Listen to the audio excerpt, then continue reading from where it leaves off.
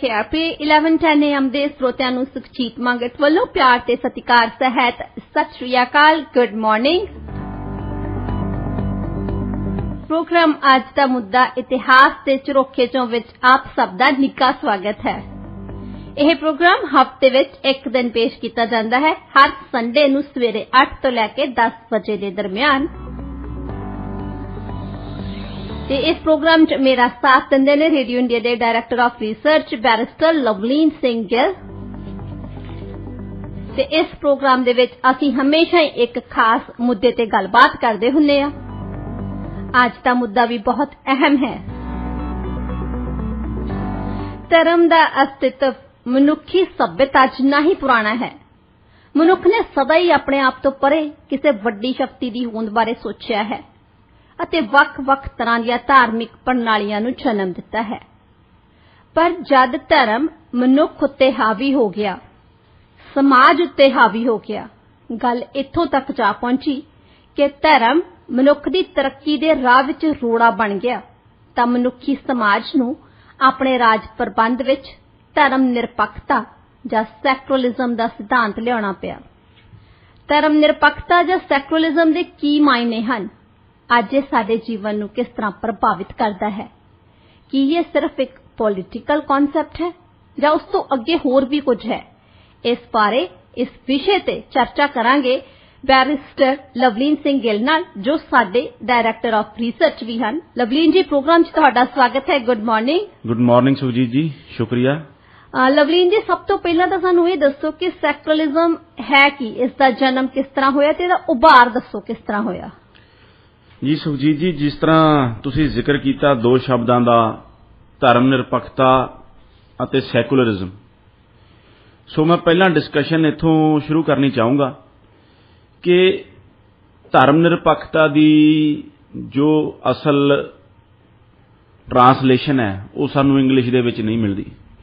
हालांकि असी धर्म निरपक्षता नू एज अ सैकुलरिज्म असी ट्रांसलेट कर लैंदे आ, पर ये उहदी असल सही ट्रांसलेशन नहीं है। ये जो शब्द ने एक दूजे दे, ये सही तरह दे ट्रांसलेटेड नहीं, क्योंकि आपां जिस तरह आपां कह दिंदे आ कि लॉस्ट इन ट्रांसलेशन, क्योंकि जो धर्म का कंसैप्ट है उस दा पश्चिमी भाषा दे विच, इंग्लिश दे विच जां होर किसी सभ्यता दे विच उस दा सानू समानांतर शब्द लभना बहुत औखा है। बल्कि जे इस तरह कहो कि उस दा समानांतर शब्द है ही नहीं। इसलिए धर्म की ट्रांसलेशन है जो उसनू एज अ रिलीजन कर लिया गया इंग्लिश दे विच। पर जबकि जो हिंदुस्तानी इंडियन कॉन्सैप्ट ऑफ धर्म है वो रिलीजन नाल बहुत वखरा है। रिलीजन जिस तरह असीं देख रहे हैं कि Hindu religion, Sikh religion, Christian religion, Muslim religion, Islam, पर जो धर्म का शाब्दिक अर्थ है वो जो धर्म है वो इस तरह का धर्म नहीं जिस तरह का असीं समझते हैं। धर्म का जो प्राचीन भारत दे विच धर्म का मतलब होया करदा सी एक एथिकल कोड ऑफ कंडक्ट, एक समाज दे विच सुचज्जे ढंग दे नाल विचरण दा तरीका। जिस तरह की जे कोई राजा है उस दा धर्म है अपनी प्रजा का ख्याल रखना, अपने राज प्रबंध नूं चंगी तरह चलाउणा, ते जो अपना राज है उसनूं विदेशी हमलियां तो बचाउणा। जे कोई पंडित है तो उस दा धर्म है ज्ञान हासिल करना, विद्यार्थियों नूं पढ़ाउणा, समाज नूं अगे लेके जाना। सो इस तरह वख-वख जो तबकियां दे लोग सी उन्हां दा जो वख-वख स्टेशनस ऑफ लाइफ दे उत्ते जो अड-अड जिंदगी दे मुकामां दे उत्ते लोग बैठे सी, उन्हां दा अड-अड धर्म होया करदा सी। सो धर्म नूं इस तरह नहीं समझिया जांदा, क्योंकि उस वेले तां भारत दे विच कोई होर धर्म है ही नहीं सी, सिर्फ एक सनातन धर्म सी जदों दा ये धर्म दा शब्द असी इस्तेमाल कर रहे हैं जी। सो इसलिए फिर धर्म तो धर्म निरपक्षता बनी। धर्म निरपक्षता का मतलब होया कि सारे धर्मां दे निरपक्ष रहना, सारे धर्मां दे लई निरपक्ष रहना। पर जो शब्द सैकुलरिज्म है उसका अर्थ धर्म निरपक्षता नहीं। ਹੁਣ ਮੈਂ ਜੋ ਤੁਸੀਂ ਸਵਾਲ ਪੁੱਛਿਆ ਮੈਂ ਉਹਦੇ ਉੱਤੇ ਆਉਣਾ ਕਿ ਸੈਕੂਲਰਿਜ਼ਮ ਦਾ ਮਤਲਬ ਕੀ ਹੈ। ਜਿਸ ਤਰ੍ਹਾਂ ਅਸੀਂ ਦੇਖਿਆ ਕਿ ਧਰਮ ਨਿਰਪੱਖਤਾ ਦਾ ਮਤਲਬ ਹੈ ਤਾਂ ਇਹ ਹੈ ਕਿ ਸਾਰੇ ਧਰਮਾਂ ਦੇ ਪ੍ਰਤੀ ਜੋ ਇੱਕ ਨਿਰਪੱਖ ਵਤੀਰਾ ਅਪਣਾਉਣਾ, ਸਭ ਨੂੰ ਬਰਾਬਰੀ ਨਾਲ ਦੇਖਣਾ, ਕਿਸੇ ਨਾਲ ਭੇਦਭਾਵ ਨਾ ਕਰਨਾ। ਪਰ ਜੋ ਸੈਕੂਲਰਿਜ਼ਮ ਹੈ ਉਸ ਦਾ ਅਰਥ ਹੈ separation of state from the church, ਕਿਉਂਕਿ ਇਹ ਇੱਕ ਵੈਸਟਰਨ ਕਨਸੈਪਟ ਹੈ। ਸੈਕੂਲਰਿਜ਼ਮ ਦਾ ਜੋ ਰਾਈਜ਼ ਹੈ, ਜੋ ਉਸ ਦਾ ਉਥਾਨ ਹੈ, ਇਹ ਯੂਰਪ ਦੇ ਵਿੱਚ ਹੋਇਆ, ਵੈਸਟ ਦੇ ਵਿੱਚ ਹੋਇਆ। ਉੱਥੇ ਦਰਅਸਲ ਹੋਇਆ ਕਿ ਰੋਮਨ ਐਮਪਾਇਰ ਬਹੁਤ ਵੱਡਾ ਇੱਕ ਦੁਨੀਆ ਦੇ ਇਤਿਹਾਸ ਵਿੱਚ ਇੱਕ ਰਾਜ ਸੀ ਜੋ ਰੋਮਨ ਸਾਮਰਾਜ ਸੀ। ਰੋਮਨ ਸਾਮਰਾਜ ਦੀ ਡਿਕਲਾਈਨ ਤੋਂ ਬਾਅਦ, ਰੋਮਨ ਸਾਮਰਾਜ ਦੇ ਕਮਜ਼ੋਰ ਹੋਣ ਤੋਂ ਬਾਅਦ, ਖਤਮ ਹੋਣ ਤੋਂ ਬਾਅਦ ਜੋ ਇੱਕ ਵਿਵਸਥਾ ਹੁੰਦੀ ਹੈ ਯੂਰਪੀ ਸਮਾਜ ਦੇ ਵਿੱਚ, ਉਹ ਬਿਖਰ ਗਈ, ਕਿਉਂਕਿ ਜੋ ਬਾਅਦ ਦੇ ਵਿੱਚ ਜੋ ਰਾਜੇ ਆਏ ਉਹ ਬੜੇ ਵੀਕ ਰਾਜੇ ਆਏ ਤੇ ਜੋ ਰਾਜ ਪ੍ਰਬੰਧ ਸੀ ਉਹਨਾਂ ਦੇ ਇੰਸਟੀਟਿਊਸ਼ਨਸ ਬੜੇ ਵੀਕ ਹੋ ਗਏ ਤੇ ਉਹ ਇੱਕ ਸਮਾਜ ਦੇ ਵਿੱਚ ਆਰਡਰ ਨਾ ਰੱਖ ਸਕੇ, ਸਮਾਜ ਦੇ ਵਿੱਚ ਇੱਕ ਸਹੀ ਤਰ੍ਹਾਂ ਆਪਣੇ ਉਸ ਨੂੰ ਰਾਜ ਨੂੰ ਚਲਾ ਨਾ ਸਕੇ। ਸੋ ਉੱਥੇ ਕੀ ਹੁੰਦਾ ਹੈ ਕਿ ਇੱਕ ਵੈਕਿਊਮ ਕ੍ਰੀਏਟ ਹੋ ਜਾਂਦਾ ਹੈ, ਪੋਲੀਟੀਕਲ ਸਿਸਟਮ ਦੇ ਵਿੱਚ ਇੱਕ ਵੈਕਿਊਮ ਕ੍ਰੀਏਟ ਹੋ ਜਾਂਦਾ ਹੈ ਜਦ ਸਟੇਟ ਵੀਕ ਹੋ ਜਾਂਦੀ ਹੈ, ਜਦ ਰਾਜ ਵੀਕ ਹੋ ਜਾਂਦੇ ਨੇ। ਤਾਂ ਉਸ ਵੈਕਿਊਮ ਨੂੰ ਜੋ ਰੋਮਨ ਕੈਥੋਲਿਕ ਚਰਚ ਹੈ ਉਹ ਭਰ ਦਿੰਦੀ ਹੈ, ਕਿਉਂਕਿ ਬਾਕੀ ਇੰਸਟੀਟਿਊਸ਼ਨਸ ਵੀਕ ਸਨ ਤੇ ਰੋਮਨ ਕੈਥੋਲਿਕ ਚਰਚ ਜਿਸ ਦੇ ਹੈੱਡ ਪੋਪ ਹੁੰਦੇ ਨੇ, ਸੋ ਉਹਨਾਂ ਦੇ ਉੱਤੇ ਲੋਕਾਂ ਦਾ ਯਕੀਨ ਸੀ। ਤੇ ਫਿਰ ਅਸੀਂ ਦੇਖਦੇ ਹਾਂ ਕਿ ਪੋਲਿਟਿਕਸ ਦੇ ਵਿੱਚ, ਪੋਲੀਟੀਕਲ ਸਿਸਟਮ ਦੇ ਵਿੱਚ ਰੋਮਨ ਕੈਥੋਲਿਕ ਚਰਚ ਦੀ ਅਰਾਈਜ਼ ਹੁੰਦੀ ਹੈ। ਸੋ 12ਵੀਂ ਤੇ 13ਵੀਂ ਸਦੀ ਦੇ ਵਿੱਚ ਰੋਮਨ ਕੈਥੋਲਿਕ ਚਰਚ ਪੋਪ ਦੀ ਅਗਵਾਈ ਦੇ ਵਿੱਚ ਬੜੀ ਸਟਰੋਂਗ ਹੋ ਜਾਂਦੀ ਹੈ। ਉਹ ਇੰਨੀ ਸਟਰੋਂਗ ਹੋ ਜਾਂਦੀ ਹੈ ਕਿ ਉਹ ਪੋਪ ਰਿਲੀਜੀਅਸ ਹੈੱਡ ਤਾਂ ਹੁੰਦੇ ਹੀ ਨੇ, ਪਹਿਲਾਂ ਤੋਂ ਹੀ ਹੁੰਦੇ ਨੇ ਜੀ।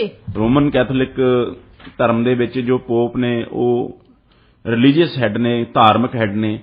ਉਹ ਨਾਲ ਦੀ ਨਾਲ ਟੈਂਪੋਰਲ ਹੈੱਡ ਯਾਨੀ ਕਿ ਰਾਜਨੀਤਿਕ ਹੈੱਡ ਵੀ ਬਣ ਜਾਂਦੇ ਨੇ। ਸੋ ਧਰਮ ਤੇ ਸਟੇਟ ਉਸ ਦਾ ਇੱਕੋ ਹੈੱਡ ਬਣ ਜਾਂਦਾ ਹੈ, ਜੋ ਹੁੰਦਾ ਹੈ ਕਿ ਰੋਮਨ ਕੈਥੋਲਿਕ ਚਰਚ ਦਾ ਪੋਪ। ਸੋ ਜੋ ਰਾਜ ਹੈ ਉਹ ਵੀ ਚਰਚ ਦੇ ਹੱਥ ਵਿੱਚ ਆ ਜਾਂਦਾ ਹੈ। ਜੋ ਸਟੇਟ ਹੈ, ਚਰਚ ਇੱਕ ਧਾਰਮਿਕ ਤਾਂ ਆਪਣਾ ਨਿਜ਼ਾਮ ਚਲਾਉਂਦੀ ਹੈ ਤੇ ਦੂਜਾ ਜੋ ਸਟੇਟ ਦਾ ਨਿਜ਼ਾਮ ਹੈ ਉਹ ਵੀ ਉਹਦੇ ਹੱਥ ਵਿੱਚ ਆ ਜਾਂਦਾ ਹੈ। ਸੋ ਦੋ ਤਾਕਤਾਂ, ਧਾਰਮਿਕ ਤੇ ਰਾਜਨੀਤਿਕ, ਦੋਨੇ ਤਾਕਤਾਂ ਚਰਚ ਦੇ ਹੱਥ ਵਿੱਚ ਆ ਜਾਂਦੀਆਂ ਨੇ। ਹਾਲਾਂਕਿ ਤੁਸੀਂ ਦੇਖੋ ਕਿ ਬਾਈਬਲ ਦੇ ਵਿੱਚ ਪ੍ਰਭੂ ਯੀਸ਼ੂ ਮਸੀਹ ਨੇ ਇਹ ਫਰਮਾਇਆ ਹੈ, book of mark chapter 12 verse 17, give to Caesar what belongs to Caesar and give to God what belongs to God।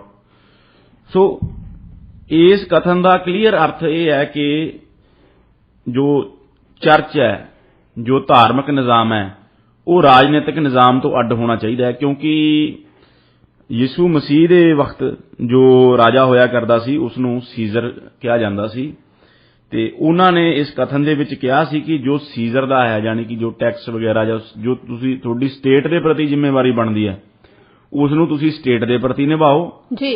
ਜੋ ਤੁਹਾਡੀ ਰੱਬ ਦੇ ਪ੍ਰਤੀ ਜ਼ਿੰਮੇਵਾਰੀ ਬਣਦੀ ਹੈ ਜਾਂ ਜੋ ਤੁਹਾਡੀ ਧਾਰਮਿਕ ਰਹੁ ਰੀਤਾਂ ਨੇ ਉਹਨਾਂ ਨੂੰ ਤੁਸੀਂ ਦੂਸਰੇ ਪਾਸੇ, ਜੋ ਗੋਡ ਵਾਲੇ ਪਾਸੇ ਹੈ, ਆਪਣੇ ਸਪਿਰਿਚੁਅਲ ਪਾਸੇ ਹੈ, ਉਸ ਪਾਸੇ ਨਿਭਾਓ। So there was a clear division of state from religion, ਜੋ ਅਸੀਂ ਬਾਈਬਲ ਦੇ ਵਿੱਚ ਦੇਖਦੇ ਹਾਂ, ਜੋ ਪ੍ਰਭੂ ਯੀਸ਼ੂ ਮਸੀਹ ਦਾ ਕਥਨ ਸੀ। ਪਰ ਫਿਰ ਵੀ ਰਾਜਨੀਤਿਕ ਹਾਲਾਤ ਇਹੋ ਜਿਹੇ ਬਣੇ, ਇਤਿਹਾਸ ਨੇ ਇਹੋ ਜਿਹਾ ਮੋੜ ਲਿਆ ਕਿ ਜੋ ਦੋਨੇ ਤਰ੍ਹਾਂ ਦੀਆਂ ਤਾਕਤਾਂ ਸੀ ਉਹ ਰੋਮਨ ਕੈਥੋਲਿਕ ਚਰਚ ਦੇ ਹੱਥ ਵਿੱਚ ਆ ਗਈਆਂ ਤੇ ਜੋ ਪੋਪ ਨੇ ਉਹ ਇੱਕ ਤਰ੍ਹਾਂ ਧਾਰਮਿਕ ਵੀ ਆਗੂ ਬਣ ਗਏ ਤੇ ਰਾਜਨੀਤਿਕ ਆਗੂ ਵੀ ਬਣ ਗਏ। ਉਹ ਰਾਜ ਸੱਤਾ ਵੀ ਚਲਾਉਂਦੇ ਤੇ ਧਰਮ ਸੱਤਾ ਵੀ ਚਲਾਉਂਦੇ ਰਹੇ। ਉਸ ਤੋਂ ਬਾਅਦ ਸੁਖਜੀਤ ਜੀ ਕੀ ਹੋਇਆ, ਜਦ ਆਪਾਂ ਕਹਿੰਦੇ ਆ ਕਿ too much of concentration of power, ਜਿੱਥੇ ਕੰਸੈਂਟਰੇਸ਼ਨ ਆਫ ਪਾਵਰ ਹੋ ਜਾਂਦੀ ਹੈ, ਚੈਕਸ ਐਂਡ ਬੈਲੈਂਸਸ ਨਹੀਂ ਰਹਿੰਦੇ, ਉੱਥੇ ਫਿਰ ਕਰਪਸ਼ਨ ਪੈਦਾ ਹੋ ਜਾਂਦੀ ਹੈ। ਜਿਹੜੀ ਐਬਸੋਲੂਟ ਪਾਵਰ ਹੈ ਉਹ ਫਿਰ ਕਿਸੇ ਦੇ ਰੋਕਿਆ ਰੁਕਦੀ ਨਹੀਂ ਤੇ ਕਰਪਸ਼ਨ ਉੱਥੇ ਆਉਣੀ ਸ਼ੁਰੂ ਹੋ ਜਾਂਦੀ ਹੈ। ਇਸੇ ਤਰ੍ਹਾਂ ਜੋ ਚਰਚ ਸੀ, ਚਰਚ ਦਾ ਜੋ ਨਿਜ਼ਾਮ ਸੀ, ਜੋ ਕਲਰਜੀ ਜਿਸ ਨੂੰ ਕਿਹਾ ਜਾਂਦਾ ਹੈ ਜਾਂ ਪੁਜਾਰੀ ਕਲਾਸ ਜੋ ਹੁੰਦੀ ਹੈ, ਉਸ ਦੇ ਵਿੱਚ ਵੀ ਕਰਪਸ਼ਨ ਆਉਣ ਲੱਗੀ ਤੇ ਜੋ ਉਹ ਪ੍ਰਬੰਧ ਲੋਕਾਂ ਨੂੰ ਸਹੀ ਨਾ ਦੇ ਸਕੇ ਤੇ ਲੋਕਾਂ ਦੇ ਵਿੱਚ ਇਸ ਕੰਸੈਂਟਰੇਸ਼ਨ ਆਫ ਪਾਵਰ ਚਰਚ ਤੇ ਸਟੇਟ ਦੇ ਇਕੱਠੇ ਹੋਣ ਦੇ ਖਿਲਾਫ ਲੋਕਾਂ ਦੇ ਵਿੱਚ ਰੋਹ ਵਧਣ ਲੱਗਿਆ ਤੇ ਲੋਕਾਂ ਨੇ ਇਹ ਸੋਚਣਾ ਸ਼ੁਰੂ ਕੀਤਾ ਕਿ ਜੋ ਸਟੇਟ ਹੈ ਉਸ ਨੂੰ ਚਰਚ ਨਾਲੋਂ ਸੈਪਰੇਟ ਕੀਤਾ ਜਾਵੇ, ਕਿਉਂਕਿ ਇੱਕ divine right to rule the we theory ਪਹਿਲਾਂ ਹੁੰਦੀ ਸੀ, ਜੋ ਸਟੇਟ ਨੂੰ ਕਿਹਾ ਜਾਂਦਾ ਸੀ ਇਟਸ ਗॉड ਮਾਰਚਿੰਗ ਅਪਨ ਅਰਥ, ਕਿ ਈਸ਼ਵਰ ਦਾ ਪ੍ਰਤੀਨਿਧੀ ਰਾਜਾ ਹੈ ਜੀ। ਸੋ ਉਹ ਵੀ ਇੱਕ ਪ੍ਰਥਾ ਸੀ। ਪਰ ਫਿਰ ਇਸ ਨਿਜ਼ਾਮ ਦੇ ਵਿੱਚ ਕਰਪਸ਼ਨ ਆਉਣ ਦੇ ਕਾਰਨ ਲੋਕਾਂ ਦੇ ਵਿੱਚ ਰੋਹ ਵਧਣ ਲੱਗਿਆ ਤੇ ਜਿਸ ਤਰ੍ਹਾਂ ਫਿਰ ਅਸੀਂ ਫ੍ਰੈਂਚ ਰੈਵੋਲੂਸ਼ਨ ਦੇ ਵਿੱਚ ਆ ਕੇ ਦੇਖਿਆ ਕਿ ਲੋਕਾਂ ਨੇ ਕਲਰਜੀ ਨੂੰ ਅਟੈਕ ਕਰਨਾ ਸ਼ੁਰੂ ਕੀਤਾ। ਇਸ ਹੱਦ ਤੱਕ ਲੋਕਾਂ ਦੇ ਵਿੱਚ ਗੁੱਸਾ ਵੱਧ ਗਿਆ ਕਿ ਉਹਨਾਂ ਨੇ ਚਰਚ ਅਤੇ ਜੋ ਧਾਰਮਿਕ ਆਗੂ ਨੇ ਉਹਨਾਂ ਉੱਤੇ ਹਮਲੇ ਹੋਣੇ ਸ਼ੁਰੂ ਹੋਏ ਅਤੇ ਉਸ ਅਦਾਵਤ ਦੇ ਕਾਰਨ ਉਸ ਇੱਕ ਜੋ ਖਿੱਚੋਤਾਣ ਜੋ ਪੈਦਾ ਹੋਈ ਉਸ ਦੇ ਕਾਰਨ ਉਸ ਦੇ ਵਿੱਚੋਂ ਫਿਰ ਸੈਕੂਲਰਿਜ਼ਮ ਪੈਦਾ ਹੋਇਆ। ਉਹਨਾਂ ਨੇ ਕਿਹਾ ਕਿ ਜੋ ਸਟੇਟ ਹੈ, ਜੋ ਇੱਕ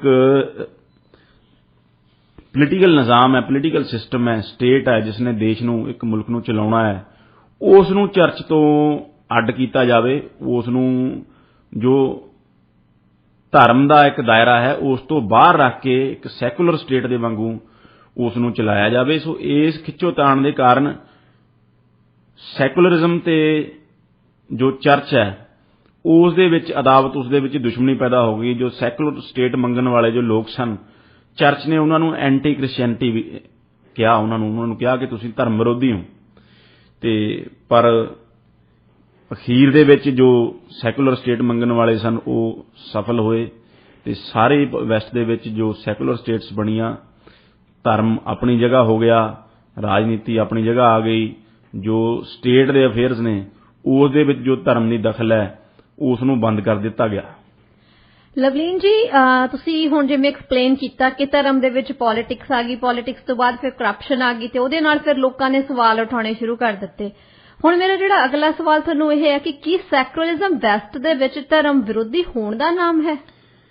ਜਿਸ ਤਰ੍ਹਾਂ ਸੁਖਜੀਤ ਜੀ ਅਸੀਂ ਗੱਲ ਕੀਤੀ ਕਿ ਜੋ ਸੈਕੂਲਰ ਸਟੇਟ ਹੈ ਉਸ ਦੀ ਹੋਂਦ ਚਰਚ ਦੇ ਖਿਲਾਫ, ਰੋਮਨ ਕੈਥੋਲਿਕ ਚਰਚ ਦੇ ਖਿਲਾਫ ਸੰਘਰਸ਼ ਦੇ ਵਿੱਚੋਂ ਕਾਇਮ ਹੋਈ। ਸੋ ਸੰਘਰਸ਼ ਦੇ ਵਿੱਚ ਜਦ ਤੁਹਾਡੇ ਵਿਰੋਧੀ ਕੋਈ ਚੀਜ਼ ਖੜੀ ਹੁੰਦੀ ਹੈ, ਕੋਈ ਸੋਚ ਖੜੀ ਹੁੰਦੀ ਹੈ, ਤਾਂ ਨੈਚੁਰਲ ਹੈ ਕਿ ਤੁਸੀਂ ਉਸ ਸੋਚ ਨੂੰ ਅਟੈਕ ਕਰਦੇ ਹੋ। ਇਸੇ ਲਈ ਚਰਚ ਨੇ ਜੋ ਸੈਕੂਲਰ ਸਟੇਟ ਵਾਲੇ ਸਨ ਉਹਨਾਂ ਨੂੰ ਐਂਟੀ ਕ੍ਰਿਸਚੀਅਨ ਕਿਹਾ, ਪਰ ਜੋ ਸੈਕੂਲਰਿਜ਼ਮ ਮੰਗਦੇ ਸੀ ਜਾਂ ਜਿਨ੍ਹਾਂ ਨੇ ਸੈਕੂਲਰਿਜ਼ਮ ਐਸਟੈਬਲਿਸ਼ ਕੀਤਾ ਉਹਨਾਂ ਦੇ ਮਨ ਦੇ ਵਿੱਚ ਵੀ ਇਹ ਗੱਲ ਆ ਗਈ ਕਿ ਅਸੀਂ ਜੋ ਧਾਰਮਿਕ ਸਿੰਬਲ ਨੇ ਜਾਂ ਧਾਰਮਿਕ ਰਹੁ ਰੀਤਾਂ ਨੇ ਉਹਨਾਂ ਨੂੰ ਬਿਲਕੁਲ ਹੀ ਆਪਣੀ ਜ਼ਿੰਦਗੀਆਂ ਦੇ ਵਿੱਚੋਂ ਸਾਫ਼ ਕਰਕੇ ਪਰੇ ਸਿੱਟ ਦੇਣਾ ਹੈ, ਰਾਜਨੀਤਿਕ ਸਿਸਟਮ ਚੋਂ ਵੀ ਬਾਹਰ ਸਿੱਟ ਦੇਣਾ ਹੈ ਤੇ ਜੋ ਰਾਜਨੀਤਿਕ ਸਿਸਟਮ ਚੋਂ ਬਾਹਰ ਸਿੱਟ ਦੇਣਾ ਹੈ ਤੇ ਅਸੀਂ ਆਪਣੀ ਜ਼ਿੰਦਗੀਆਂ ਦੇ ਵਿੱਚੋਂ ਬਾਹਰ ਸਿੱਟ ਦੇਣਾ ਹੈ। ਸੋ ਇਸ ਲਈ ਉਹ ਇੱਕ ਐਂਟੀ ਕ੍ਰਿਸਚੈਨਿਟੀ ਦਾ ਇੱਕ ਵਕਤ ਉਹ ਫਾਰਮ ਵੀ ਲੈਂਦੀ ਰਹੀ ਜੀ। ਸੋ ਇਸੇ ਵਾਸਤੇ ਜੋ ਇਸ ਦੇ ਵਿੱਚ ਜੋ ਇੱਕ ਸਟਰਗਲ ਪੈਦਾ ਹੋਈ, ਇੱਕ ਖਿੱਚੋਤਾਣ ਪੈਦਾ ਹੋਈ। ਪਰ ਇਸ ਤਰ੍ਹਾਂ ਅਸੀਂ ਨਹੀਂ ਕਹਿ ਸਕਦੇ ਕਿ ਜੋ ਸੈਕੂਲਰਿਜ਼ਮ ਹੈ ਉਹ ਧਰਮ ਵਿਰੋਧੀ ਹੋਣ ਦਾ ਹੀ ਨਾਮ ਹੈ, ਕਿਉਂਕਿ ਜੋ ਅੱਜ ਦਾ ਮਾਡਰਨ ਸੈਕੂਲਰਿਜ਼ਮ ਹੈ ਉਹ ਬਹੁਤ ਬਦਲ ਚੁੱਕਿਆ ਹੈ। ਇਹ ਜੋ ਮੱਧਕਾਲ ਦੀਆਂ ਘਟਨਾਵਾਂ ਨੇ ਉਹਨਾਂ ਨੇ ਆਪਣਾ ਇੱਕ ਅਸਰ ਛੱਡਿਆ, ਪਰ ਜੋ ਵੈਸਟਰਨ ਸੈਕੂਲਰਿਜ਼ਮ ਹੈ ਉਹ ਅੱਜ ਵੀ ਧਾਰਮਿਕ ਚਿੰਨ੍ਹਾਂ ਦੇ ਉੱਤੇ, ਧਾਰਮਿਕ ਰਹੁ ਰੀਤਾਂ ਦੇ ਕਾਫੀ ਉਹ ਖਿਲਾਫ ਹੋ ਕੇ ਚੱਲਦਾ ਹੈ। ਤੇ ਪਰ ਜਿਸ ਤਰ੍ਹਾਂ ਅਸੀਂ ਦੇਖਿਆ ਕਿ ਸੈਕੂਲਰਿਜ਼ਮ ਦੀ ਡੈਫੀਨੇਸ਼ਨ ਕੀ ਹੈ, ਸੈਕੂਲਰਿਜ਼ਮ ਦੀ ਡੈਫੀਨੇਸ਼ਨ ਹੈ separation of religious institutions from state institutions. ਜਿਸ ਤਰ੍ਹਾਂ ਕਿ ਅਸੀਂ ਦੇਖਿਆ ਕਿ ਜੋ ਸਟੇਟ ਦੇ ਇੰਸਟੀਟਿਊਸ਼ਨ ਨੇ ਉਹਨਾਂ ਨੂੰ ਧਾਰਮਿਕ ਇੰਸਟੀਟਿਊਸ਼ਨ ਤੋਂ, ਧਾਰਮਿਕ ਇੰਟਰਫੇਰੈਂਸ ਤੋਂ ਪਰੇ ਰੱਖਣਾ ਸੈਕੂਲਰਿਜ਼ਮ ਹੈ। ਤੇ ਹੋਰ ਕੀ ਹੈ ਸੈਕੂਲਰਿਜ਼ਮ ਦੀ ਹੋਰ ਦੇਣ ਕੀ ਹੈ? ਇਸ ਨੂੰ ਆਪਾਂ ਐਂਟੀ ਰਿਲੀਜਨ ਇਸ ਲਈ ਨਹੀਂ ਕਹਿ ਸਕਦੇ ਕਿਉਂਕਿ ਸੈਕੂਲਰਿਜ਼ਮ ਦੇ ਕਾਰਨ ਹੀ ਜੋ ਫਰੀडम ਆਫ ਰਿਲੀਜਨ ਹੈ, ਫਰੀडम ਟੂ ਪ੍ਰੈਕਟਿਸ ਦਾ ਰਿਲੀਜਨ, ਉਹ ਅੱਜ ਸਾਨੂੰ ਮਿਲੀ ਹੈ। ਕਿਉਂਕਿ ਜੇ ਸਟੇਟ ਇੱਕ ਧਰਮ ਦੀ ਉਹਦੇ ਵਿੱਚ ਜੱਦ ਦੇ ਵਿੱਚ ਆ ਜਾਵੇ, ਇੱਕ ਧਰਮ ਦੀ ਹੀ ਜ਼ਗੀਰ ਬਣ ਜਾਵੇ, ਤਾਂ ਜੋ ਬਾਕੀ ਧਾਰਮਿਕ ਤਬਕੇ ਨੇ ਉਹ ਆਪਣੇ ਧਰਮ ਨੂੰ ਪ੍ਰੈਕਟਿਸ ਕਰਨ, ਆਪਣੇ ਰਿਲੀਜੀਅਸ ਜੋ ਪ੍ਰੈਕਟਿਸਿਸ ਨੇ ਉਹਨਾਂ ਨੂੰ ਪ੍ਰਫੁੱਲਤ ਕਰਨ ਦਾ, ਆਪਣੇ ਧਰਮ ਦਾ ਪ੍ਰਚਾਰ ਕਰਨ ਦਾ ਹੱਕ ਉਹਨਾਂ ਨੂੰ ਨਹੀਂ ਮਿਲ ਸਕਦਾ, ਕਿਉਂਕਿ ਜੋ ਇੱਕ ਧਰਮ ਹੈ ਉਹ ਰਾਜ ਸੱਤਾ ਦੇ ਉੱਤੇ ਕਾਬਜ ਹੈ, ਇਸ ਲਈ ਉਹ ਵਿਰੋਧ ਕਰੇਗਾ ਦੂਸਰੇ ਧਰਮਾਂ ਦਾ। ਪਰ ਜੇ ਸਟੇਟ ਸੈਕੂਲਰ ਹੈ ਤਾਂ ਸਾਰੇ ਧਰਮਾਂ ਨੂੰ ਆਪਣਾ ਫ੍ਰੀਲੀ ਵਿਚਰਨ ਦਾ ਮੌਕਾ ਮਿਲੇਗਾ, ਸਾਰੇ ਧਰਮਾਂ ਨੂੰ ਆਪਣਾ ਪ੍ਰਚਾਰ ਪ੍ਰਸਾਰ ਕਰਨ ਦਾ ਮੌਕਾ ਮਿਲੇਗਾ, ਸਾਰੇ ਧਾਰਮਿਕ ਤਬਕੇ ਦੇ ਲੋਕਾਂ ਨੂੰ ਇੱਕ ਆਪਣੀ ਆਜ਼ਾਦ ਜ਼ਿੰਦਗੀ ਜਿਉਣ ਦਾ, ਫਰੀडम ਆਫ ਰਿਲੀਜਨ ਦਾ ਮੌਕਾ ਮਿਲੇਗਾ। ਇਸ ਲਈ ਅਸੀਂ ਸਟੇਟ ਨੂੰ, ਸੈਕੂਲਰਿਜ਼ਮ ਨੂੰ ਅਸੀਂ ਐਂਟੀ ਰਿਲੀਜਨ ਨਹੀਂ ਕਹਿ ਸਕਦੇ। ਹਾਲਾਂਕਿ ਉਹਦੀ ਸ਼ੁਰੂਆਤ ਇੱਕ ਐਂਟੀ ਰਿਲੀਜਨ ਦੇ ਤੌਰ ਤੇ ਹੋਈ, ਕਿਉਂਕਿ ਚਰਚ ਦੇ ਨਾਲ ਜੋ ਸੈਕੂਲਰ ਸੋਚ ਵਾਲੇ ਲੋਕ ਨੇ, ਸੈਕੂਲਰ ਸਟੇਟ ਜੋ ਬਣਾਉਣਾ ਚਾਹੁੰਦੇ ਸੀ, ਉਹਨਾਂ ਦੀ ਸਟਰਗਲ ਚੱਲ ਰਹੀ ਸੀ। ਸੋ ਇਸ ਲਈ ਕੁਝ ਵਕਤ ਦੇ ਲਈ ਤਾਂ ਸੈਕੂਲਰਿਜ਼ਮ ਨੇ ਉਹ ਜੋ ਐਂਟੀ ਰਿਲੀਜਨ ਵਾਲਾ ਇੱਕ ਰੂਪ ਲਿਆ, ਪਰ ਜੋ ਅੱਜ ਦੇ ਦੌਰ ਦੇ ਵਿੱਚ ਸੈਪਰੇਸ਼ਨ, ਜਿਸ ਤਰ੍ਹਾਂ ਅਸੀਂ ਦੇਖਿਆ, of religious institutions from the state institutions ਤੇ ਫਰੀडम ਆਫ ਰਿਲੀਜਨ, ਸੋ ਇਹ ਵੀ ਸੈਕੂਲਰ ਇੱਕ ਸਟੇਟ ਦੀ ਹੋਣ ਕਰਕੇ ਹੀ ਇਹ ਸਾਨੂੰ ਮਿਲੀ। ਇਸ ਲਈ ਅਸੀਂ ਇਹ ਨਹੀਂ ਕਹਿ ਸਕਦੇ ਕਿ ਸੈਕੂਲਰਿਜ਼ਮ ਇਜ਼ ਐਂਟੀ ਰਿਲੀਜਨ। ਇਸ ਸਮੇਂ ਤੁਸੀਂ ਸੁਣ ਰਹੇ ਪ੍ਰੋਗਰਾਮ ਅੱਜ ਦਾ ਮੁੱਦਾ ਇਤਿਹਾਸ ਦੇ ਝਰੋਕੇ ਚੋਂ ਬੈਰਿਸਟਰ ਲਵਲੀਨ ਸਿੰਘ ਗਿੱਲ ਤੇ ਸੁਖਜੀਤ ਮੰਗੜ ਦੇ ਨਾਲ। ਲਵਲੀਨ ਜੀ, ਪ੍ਰੋਗਰਾਮ 'ਚ ਗੱਲਬਾਤ ਦਾ ਸਿਲਸਿਲਾ ਅੱਗੇ ਵਧਾਉਂਦੇ ਆ ਤੇ ਮੇਰਾ ਸਵਾਲ ਹੈ ਕਿ ਭਾਰਤੀ ਧਰਮ ਨਿਰਪੱਖਤਾ ਵੈਸਟਰਨ ਆਈਡੀਆ ਆਫ ਸੈਕੂਲਰਿਜ਼ਮ ਤੋਂ ਵੱਖ ਕਿਵੇਂ ਹੈ? ਜੀ ਸੁਖਜੀਤ ਜੀ, ਜੇ ਮੈਂ ਭਾਰਤੀ ਧਰਮ ਨਿਰਪੱਖਤਾ ਤੇ ਆਵਾਂ ਤਾਂ ਜਿਸ ਤਰ੍ਹਾਂ ਮੈਂ ਸ਼ੁਰੂ ਕੀਤਾ ਸੀ ਕਿ ਜੇ ਤੁਸੀਂ ਧਰਮ ਨਿਰਪੱਖਤਾ ਨੂੰ ਸਮਝਣਾ ਤਾਂ ਤੁਹਾਨੂੰ ਧਰਮ ਦੇ ਸ਼ਾਬਦਿਕ ਅਰਥਾਂ ਨੂੰ ਸਮਝਣ ਦੀ ਲੋੜ ਹੈ। ਧਰਮ ਹੈ ਕੀ? ਧਰਮ ਦੀ ਟ੍ਰਾਂਸਲੇਸ਼ਨ ਕਰ ਲਈ ਗਈ ਇੰਗਲਿਸ਼ ਦੇ ਵਿੱਚ ਰਿਲੀਜਨ। ਹਾਂਜੀ। ਤੇ ਅਸੀਂ ਜੋ ਭਾਰਤੀ ਲੋਕ ਹਾਂ, ਅਸੀਂ ਵੀ ਧਰਮ ਨੂੰ ਰਿਲੀਜਨ ਹੀ ਸਮਝਣ ਲੱਗੇ, ਜੋ ਕਿ ਇੱਕ ਵੈਸਟਰਨ ਆਈਡੀਆ ਸੀ। ਅਸੀਂ ਵੀ ਇਹ ਸਮਝਣ ਲੱਗੇ ਕਿ ਹਿੰਦੂ ਧਰਮ, ਸਿੱਖ ਧਰਮ, ਮੁਸਲਿਮ ਧਰਮ, ਕ੍ਰਿਸਚਨ ਧਰਮ, ਉਸ ਤਰ੍ਹਾਂ ਦਾ ਜੋ ਇੱਕ ਸੈਕਟੇਰੀਅਨ ਰਿਲੀਜਨ ਹੈ, ਅਸੀਂ ਧਰਮ ਨੂੰ ਉਸੇ ਤਰ੍ਹਾਂ ਦਾ ਇੱਕ ਸੈਕਟੇਰੀਅਨ ਰਿਲੀਜਨ ਸਮਝਣ ਲੱਗ ਗਏ, ਜੋ ਕਿ ਵੈਸਟ ਦੇ ਵਿੱਚ ਜਾਂ ਅਰਬ ਮੁਲਕਾਂ ਦੇ ਵਿੱਚ ਸੀ। ਪਰ ਜੋ ਸਾਡਾ ਕਨਸੈਪਟ ਆਫ ਧਰਮ ਹੈ, ਸਾਡਾ ਧਰਮ ਦਾ ਇੱਕ ਵਿਚਾਰ ਹੈ, ਉਹ ਬਹੁਤ ਵੱਖਰਾ ਹੈ। ਸਾਡਾ ਜੋ ਧਰਮ ਹੈ ਉਹ ਸੈਕਟੇਰੀਅਨ ਰਿਲੀਜਨ ਨਹੀਂ ਹੈਗਾ ਜੀ। ਸਾਡਾ ਧਰਮ ਤਾਂ ਇੱਕ ਜੀਵਨ ਜਿਉਣ ਦੀ ਸ਼ੈਲੀ ਹੈ, ਜੀਵਨ ਜਿਉਣ ਦੀ ਜਾਂਚ, ਜੀਵਨ ਜਿਉਣ ਦੀ ਜਾਂਚ ਹੈ, ਤੇ ਇੱਕ ਕੋਡ ਆਫ ਕੰਡਕਟ ਹੈ, ਐਥੀਕਲ ਕੋਡ ਆਫ ਕੰਡਕਟ। ਇੱਕ ਬਈ ਤੁਸੀਂ ਇੱਕ ਰੇਡੀਓ ਹੋਸਟ ਹੋ ਤਾਂ ਤੁਹਾਡਾ ਰੇਡੀਓ ਹੋਸਟ ਦਾ ਧਰਮ ਕੀ ਹੈ? ਤੁਹਾਡਾ ਧਰਮ ਇਹ ਹੈ ਕਿ ਲੋਕਾਂ ਤੱਕ ਸਹੀ ਜਾਣਕਾਰੀ ਪਹੁੰਚਾਉਣੀ ਜੀ। ਇਹ ਮੀਡੀਆ ਦਾ ਧਰਮ ਹੈ। ਸੋ ਜੋ ਅਸੀਂ ਧਰਮ ਸਮਝਦੇ ਹਾਂ, ਰਾਜਾ ਦਾ ਧਰਮ ਕੀ ਹੈ? ਮੁੱਖ ਮੰਤਰੀ ਦਾ ਧਰਮ ਕੀ ਹੈ? ਮੁੱਖ ਮੰਤਰੀ ਦਾ ਧਰਮ ਹੈ ਆਪਣੀ ਜਨਤਾ ਦੀ ਸੇਵਾ ਕਰਨੀ, ਆਪਣੀ ਸਟੇਟ ਨੂੰ ਅੱਗੇ ਲੈ ਕੇ ਜਾਣਾ, ਤਰੱਕੀ ਕਰਾਉਣੀ, ਕਰਪਸ਼ਨ ਨਾ ਕਰਨੀ, ਇਹ ਉਹਦਾ ਧਰਮ ਹੈ। ਸੋ ਜੋ ਸਾਡਾ ਧਰਮ ਦਾ ਕਨਸੈਪਟ ਹੈ ਉਹ ਬੜਾ ਵਾਈਡ ਹੈ, ਉਹ ਇੱਕ ਸਿਰਫ ਸੈਕਟੇਰੀਅਨ ਰਿਲੀਜਨ ਨਹੀਂ ਹੈਗਾ। ਹਾਂ, ਧਾਰਮਿਕ ਆਪਣੀਆਂ ਰਹੁ ਰੀਤਾਂ ਨੇ ਉਹਦੇ ਵਿੱਚ ਨੇ, ਪਰ ਉਹ ਸਿਰਫ ਉਹ ਜੋ ਧਾਰਮਿਕ ਰਹੁ ਰੀਤਾਂ ਨੇ ਉਹ ਧਰਮ ਨਹੀਂ। ਧਰਮ ਇਹ ਹੈ ਕਿ ਤੁਸੀਂ ਸੱਚ ਤੇ ਇਨਸਾਫ ਦੇ ਉੱਤੇ ਖੜ ਕੇ ਆਪਣਾ ਸਮਾਜ ਦੇ ਵਿੱਚ ਰੋਲ ਕਿਵੇਂ ਅਦਾ ਕਰਨਾ ਹੈ, ਉਹ ਤੁਹਾਡਾ ਧਰਮ ਹੈ। ਸੋ ਪ੍ਰਾਚੀਨ ਭਾਰਤ ਦੇ ਵਿੱਚ ਹਰੇਕ ਜੋ ਮਨੁੱਖ ਹੈ ਉਸ ਦਾ ਇੱਕ ਧਰਮ ਨਿਰਧਾਰਿਤ ਹੁੰਦਾ ਸੀ। ਉਹ ਕਿਸ ਚੀਜ਼ ਤੇ ਡਿਪੈਂਡ ਕਰਦਾ ਸੀ ਕਿ ਉਹ ਸਮਾਜ ਦੇ ਵਿੱਚ ਕਿੱਥੇ ਖੜਾ ਹੈ, ਕੀ ਕੰਮ ਕਰਦਾ ਹੈ।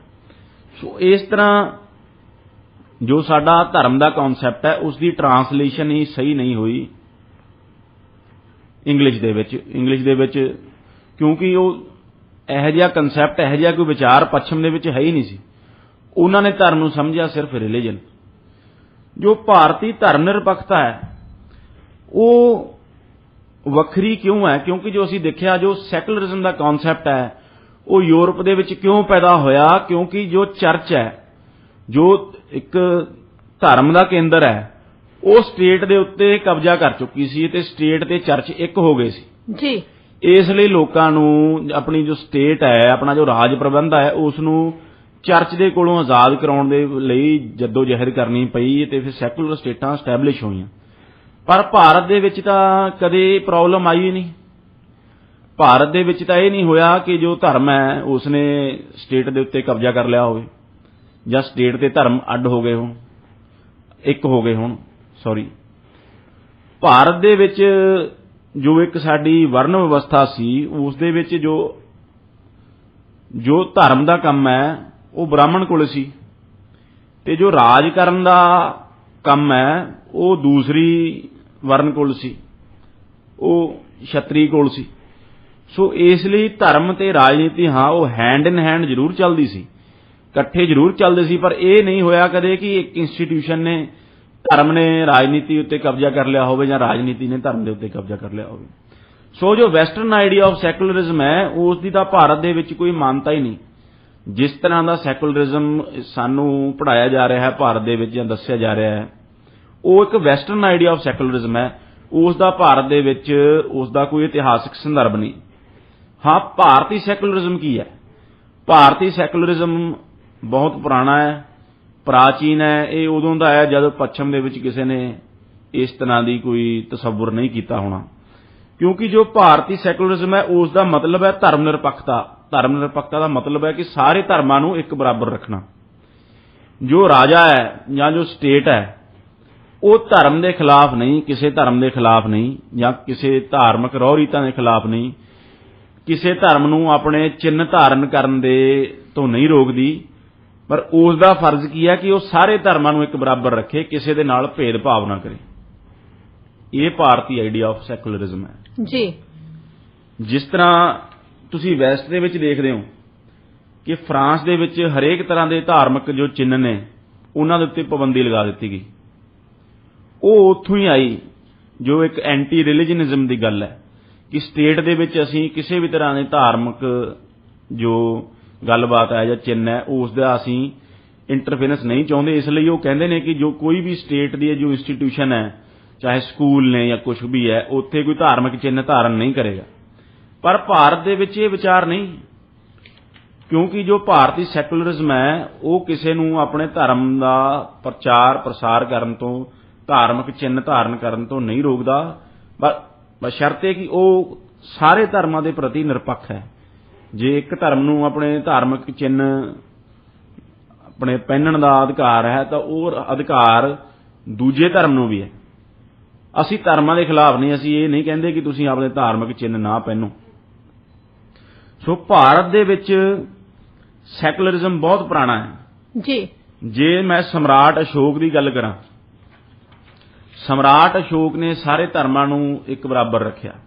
ਜੋ ਰਿਲੀਜੀਅਸ ਟੋਲਰੈਂਸ ਹੈ, ਸਮਰਾਟ ਅਸ਼ੋਕ ਨੇ ਆਪਣੇ ਜੋ ਰੌਕ ਐਡਿਕਟ ਸੀ, ਜੋ ਪੱਥਰਾਂ ਦੇ ਉੱਤੇ ਉੱਕਰ ਕੇ ਲਿਖਿਆ ਹੁੰਦਾ ਸੀ, ਉਹਨਾਂ ਨੇ ਹਿੰਦੁਸਤਾਨ ਦੇ ਵੱਖ-ਵੱਖ ਹਿੱਸਿਆਂ ਦੇ ਉੱਤੇ ਉਹ ਲਗਵਾਏ ਸਨ।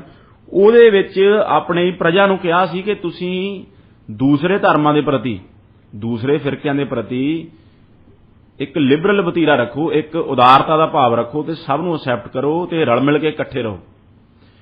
ਤੇ ਸਮਰਾਟ ਅਸ਼ੋਕ ਨੇ ਆਪਣੇ ਟਾਈਮ ਦੇ ਜਿਹੜੇ ਸਾਰੇ ਤਬਕੇ ਸਨ, ਧਾਰਮਿਕ ਤਬਕੇ ਸਨ, ਉਹਨਾਂ ਸਾਰਿਆਂ ਨੂੰ ਗਰੰਟਾਂ ਦਿੱਤੀਆਂ। ਜੇ ਬੌਧੀਆਂ ਲਈ ਕੁਝ ਬਣਵਾਇਆ ਤਾਂ ਜੈਨੀਆਂ ਲਈ ਵੀ ਬਣਵਾਇਆ, ਜੈਨੀਆਂ ਲਈ ਬਣਾਇਆ ਤਾਂ ਆਜੀਵਿਕਾ ਲਈ ਵੀ ਬਣਾਇਆ। ਆਜੀਵਿਕਾ ਵੀ ਇੱਕ ਧਾਰਮਿਕ ਸੈਕਟ ਹੋਇਆ ਕਰਦਾ ਸੀ ਪ੍ਰਾਚੀਨ ਭਾਰਤ ਦੇ ਵਿੱਚ। ਸੋ ਇਸੇ ਤਰ੍ਹਾਂ ਜੇ ਤੁਸੀਂ ਜੋ ਸਾਡੀਆਂ ਹੋਰ ਹਜ਼ਾਰ ਸਾਲ ਪੁਰਾਣੀਆਂ ਐਲੋਰਾ ਕੇਵਜ਼ ਨੇ, ਉੱਥੇ ਤੁਹਾਨੂੰ ਜੈਨ ਧਰਮ ਦੀਆਂ ਵੀ ਮਿਲਦੀਆਂ ਨੇ ਗੁਫਾਵਾਂ, ਮੰਦਰ, ਬੌਧ ਧਰਮ ਦੀਆਂ ਵੀ ਮਿਲਦੀਆਂ ਨੇ ਤੇ ਹਿੰਦੂ ਧਰਮ ਦੀਆਂ ਵੀ ਮਿਲਦੀਆਂ ਨੇ, ਸਾਰੀਆਂ ਇਕੱਠੀਆਂ ਮਿਲਦੀਆਂ ਨੇ। ਸੋ ਇਸ ਲਈ ਕਿਉਂਕਿ ਉਹ ਸਾਰੇ ਜੋ ਕੋ ਐਗਜ਼ਿਸਟੈਂਸ ਹੈ, ਜੋ ਇੱਕ ਦੂਜੇ ਨਾਲ ਰਲ ਮਿਲ ਕੇ ਰਹਿਣ ਦਾ ਜੋ ਭਾਵ ਹੈ, ਇਹੀ ਇੰਡੀਅਨ ਸਟਾਈਲ ਆਫ ਲਾਈਫ ਹੈ, ਇਹੀ ਭਾਰਤ ਦਾ ਨਜ਼ਰੀਆ ਹੈ, ਇਹੀ ਭਾਰਤ ਦੀ ਧਾਰਮਿਕ ਫਿਲਾਸਫੀ ਹੈ ਕਿ ਅਸੀਂ ਚਾਹੇ ਵੱਖ-ਵੱਖ ਧਰਮਾਂ ਦੇ ਹੋਈਏ, ਵੱਖ-ਵੱਖ ਤਬਕਿਆਂ ਦੇ ਨਾਲ ਸਾਡਾ ਸੰਬੰਧ ਹੋਵੇ, ਸਾਡੇ ਵਿਚਾਰਧਾਰਾ ਇੱਕ ਦੂਜੇ ਦੇ ਨਾਲ ਨਾ ਵੀ ਮਿਲਦੀ ਹੋਵੇ, ਤਾਂ ਵੀ ਅਸੀਂ ਇੱਕ ਦੂਜੇ ਨਾਲ ਮਿਲ ਕੇ ਚੱਲਾਂਗੇ। ਇਹ ਸਾਡਾ ਸੈਕੂਲਰਿਜ਼ਮ ਹੈ। ਸੋ ਸਾਰੀਆਂ ਗੁਫਾਵਾਂ ਸਾਰੇ ਧਰਮਾਂ ਦੀਆਂ ਇੱਕ ਜਗ੍ਹਾ ਤੇ ਨੇ, ਕਦੇ ਵੀ ਕਿਸੇ ਧਰਮ 'ਚ ਕੋਈ ਉਸ ਜਗ੍ਹਾ ਤੇ ਟੈਨਸ਼ਨ ਕ੍ਰੀਏਟ ਨਹੀਂ ਹੋਈ। ਜਾਂ ਰਾਜੇ ਨੇ ਉਸ ਵਕਤ ਦੇ ਨੇ ਇਹ ਨਹੀਂ ਕਿਹਾ ਕਿ ਜੇ ਇੱਥੇ ਜੈਨੀਆਂ ਦੀਆਂ ਬਣ ਗਈਆਂ ਤਾਂ ਬੌਧੀਆਂ ਦੀ ਕਿਉਂ ਨੇ, ਜੇ ਬੌਧ ਦੀਆਂ ਬਣ ਗਈਆਂ ਤਾਂ ਹਿੰਦੂਆਂ ਦੀਆਂ ਕਿਉਂ ਨੇ। ਇਕੁਐਲਿਟੀ ਸੀ।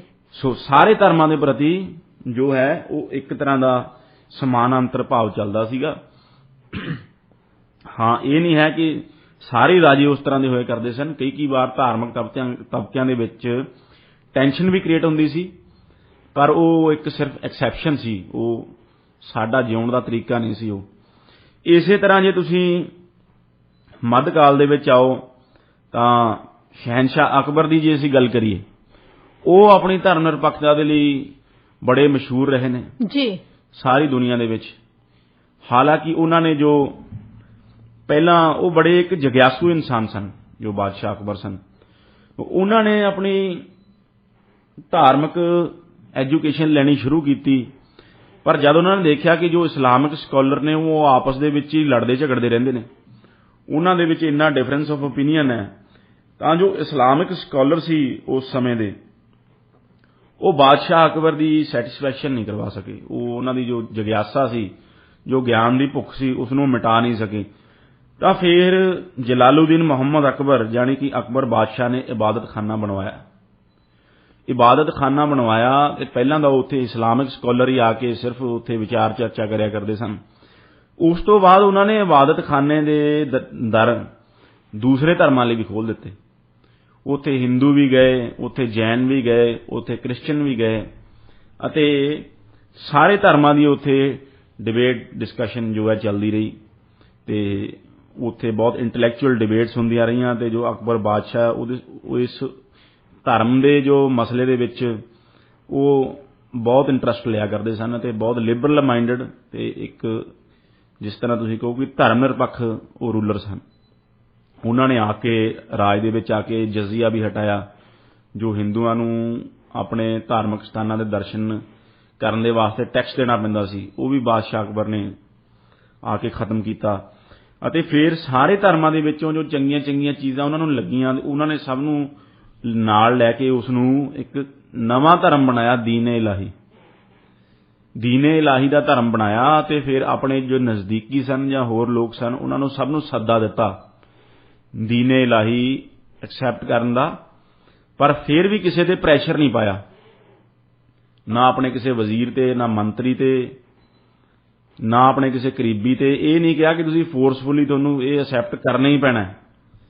ਸੋ ਇਹ ਉਦਾਰਤਾ ਸੀ ਬਾਦਸ਼ਾਹ ਅਕਬਰ ਦੀ, ਕਿਉਂਕਿ ਇਹ ਬਾਦਸ਼ਾਹ ਅਕਬਰ ਦਾ ਜਨਮ ਭਾਰਤ ਦੇ ਵਿੱਚ ਹੋਇਆ ਸੀ। ਬਾਦਸ਼ਾਹ ਅਕਬਰ ਇੱਕ ਭਾਰਤੀ ਸਨ, ਇਸ ਲਈ ਉਹ ਭਾਰਤ ਦਾ ਜੋ ਤਰੀਕਾ ਹੈ, ਉਹ ਭਾਰਤ ਦੀ ਆਤਮਾ ਦੇ ਦਰਸ਼ਨ ਕਰ ਚੁੱਕੇ ਸਨ। ਇਸ ਲਈ ਜੋ ਇੰਡੀਅਨ ਵੇ ਆਫ ਲਾਈਫ ਹੈ, ਜਿਸ ਦੇ ਵਿੱਚ ਕਿਹਾ ਜਾਂਦਾ ਹੈ ਕਿ ਸਭ ਨੂੰ ਇਕੱਠੇ ਲੈ ਕੇ ਚੱਲਣਾ, ਸਾਰੇ ਧਾਰਮਿਕ ਤਬਕਿਆਂ ਨੂੰ ਇਕੱਠੇ ਰੱਖਣਾ, ਉਸ ਨੂੰ ਅੱਗੇ ਲੈ ਕੇ ਚੱਲੇ। ਫਿਰ ਜੇ ਮੈਂ ਗੱਲ ਕਰਾਂ ਮਹਾਰਾਜਾ ਰਣਜੀਤ ਸਿੰਘ ਦੀ, ਮਹਾਰਾਜਾ ਰਣਜੀਤ ਸਿੰਘ ਵੀ ਇੱਕ ਬੜੇ ਉਦਾਰ, ਰੌਸ਼ਨ ਖਿਆਲ ਅਤੇ ਧਰਮ ਨਿਰਪੱਖ ਰਾਜੇ ਸਨ ਜੀ, ਮਹਾਰਾਜੇ ਸਨ। ਉਹਨਾਂ ਨੇ ਪੰਜਾਬ ਦੇ ਵਿੱਚ ਸਾਰੇ ਧਰਮਾਂ ਨੂੰ ਇੱਕ ਬਰਾਬਰ ਰੱਖਿਆ, ਸਾਰੇ ਧਰਮਾਂ ਨੂੰ ਗ੍ਰਾਂਟਾਂ ਦਿੱਤੀਆਂ। ਹਾਲਾਂਕਿ ਉਹ ਆਪਣੀ ਪਰਸਨਲ ਲਾਈਫ ਦੇ ਵਿੱਚ ਬੜੇ ਹੀ ਸ਼ਰਧਾਲੂ, ਸ਼ਰਧਾਵਾਨ ਸਿੱਖ ਸਨ, ਪਰ ਉਹਨਾਂ ਨੇ ਦੇਖੋ ਜਦ ਗ੍ਰਾਂਟ ਵੰਡਣ ਲੱਗੇ ਐਜ਼ ਆ ਮਹਾਰਾਜਾ ਕਿਸੇ ਨਾਲ ਭੇਦਭਾਵ ਨਹੀਂ ਕੀਤਾ। ਜਦੋਂ ਆਪਣੀ ਸਟੇਟ ਦੀ ਗੱਦੀ ਤੇ ਬਹਿੰਦੇ ਸਨ ਤਾਂ ਉਹ ਮਹਾਰਾਜਾ ਹੁੰਦੇ ਸਨ, ਇਸ ਲਈ ਉਹਨਾਂ ਨੇ ਕਦੇ ਕਿਸੇ ਨਾਲ ਭੇਦਭਾਵ ਨਹੀਂ ਕੀਤਾ। ਚਾਹੇ ਉਹ ਹਿੰਦੂ ਧਰਮ ਸਥਾਨ ਹੋਣ, ਉਹਨਾਂ ਨੂੰ ਵੀ ਉਨਾ ਹੀ ਦਿੱਤਾ, ਚਾਹੇ ਉਹ ਮਸਜਿਦਾਂ ਸਨ, ਉਹਨਾਂ ਨੂੰ ਵੀ ਦਿਲ ਖੋਲ੍ਹ ਕੇ ਗ੍ਰਾਂਟਸ ਦਿੱਤੀਆਂ, ਅਤੇ ਸਿੱਖ ਧਰਮ ਲਈ ਤਾਂ ਉਹਨਾਂ ਨੇ ਜੋ ਬੜਮੁੱਲਾ ਯੋਗਦਾਨ ਪਾਇਆ ਉਹ ਸਾਰੇ ਜਾਣਦੇ ਨੇ। ਸੋ ਇਸ ਲਈ ਇੱਕ ਹੋਰ ਗੱਲ ਜੋ ਮੈਂ ਇੱਥੇ ਐਡ ਕਰਨਾ ਚਾਹੁੰਦਾ ਉਹ ਇਹ ਹੈ ਕਿ ਜੋ ਵੈਸਟਰਨ ਆਈਡੀਆ ਆਫ ਸੈਕੂਲਰਿਜ਼ਮ ਹੈ, ਉਸ ਦੇ ਵਿੱਚ ਕਿਹਾ ਜਾਂਦਾ ਹੈ ਕਿ ਜੋ ਸਟੇਟ ਅਫੇਅਰਸ ਹੈ, ਜੋ ਉਸ ਦੇ ਵਿੱਚ ਧਰਮ ਕੋਈ ਰੋਲ ਨਹੀਂ ਪਲੇ ਕਰ ਸਕਦਾ, ਜਾਂ ਜੋ ਰਾਜਾ ਹੈ ਜਾਂ ਜੋ ਰੂਲਰ ਹੈ ਉਹ ਧਾਰਮਿਕ ਚਿੰਨ੍ਹ ਧਾਰਨ ਨਹੀਂ ਕਰ ਸਕਦਾ, ਉਹ ਆਪਣੀ ਜੋ ਧਾਰਮਿਕ ਫਿਲਾਸਫੀ ਹੈ ਉਸ ਦੀ ਨਿੱਜੀ, ਉਸ ਨੂੰ ਦਿਖਾ ਨਹੀਂ ਸਕਦਾ, ਉਸ ਦਾ ਪ੍ਰਦਰਸ਼ਨ ਨਹੀਂ ਕਰ ਸਕਦਾ। ਪਰ ਜੋ ਭਾਰਤੀ ਇੱਕ ਧਰਮ ਨਿਰਪੱਖਤਾ ਹੈ, ਜੋ ਭਾਰਤੀ ਸੈਕੂਲਰਿਜ਼ਮ ਹੈ, ਉਹ ਇਹ ਸਾਰੀ ਗੱਲ ਨੂੰ ਨਹੀਂ ਮੰਨਦਾ।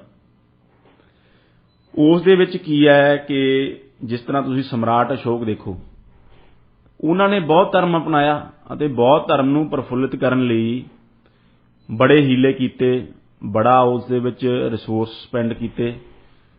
ਉਹਨਾਂ ਨੇ ਚਾਰੇ ਪਾਸੇ ਬਹੁਤ ਧਰਮ ਨੂੰ ਫੈਲਾਇਆ, ਪਰ ਫੋਰਸਫੁਲੀ ਨਹੀਂ, ਕਦੇ ਕਿਸੇ ਨਾਲ ਧੱਕਾ ਨਹੀਂ ਕੀਤਾ।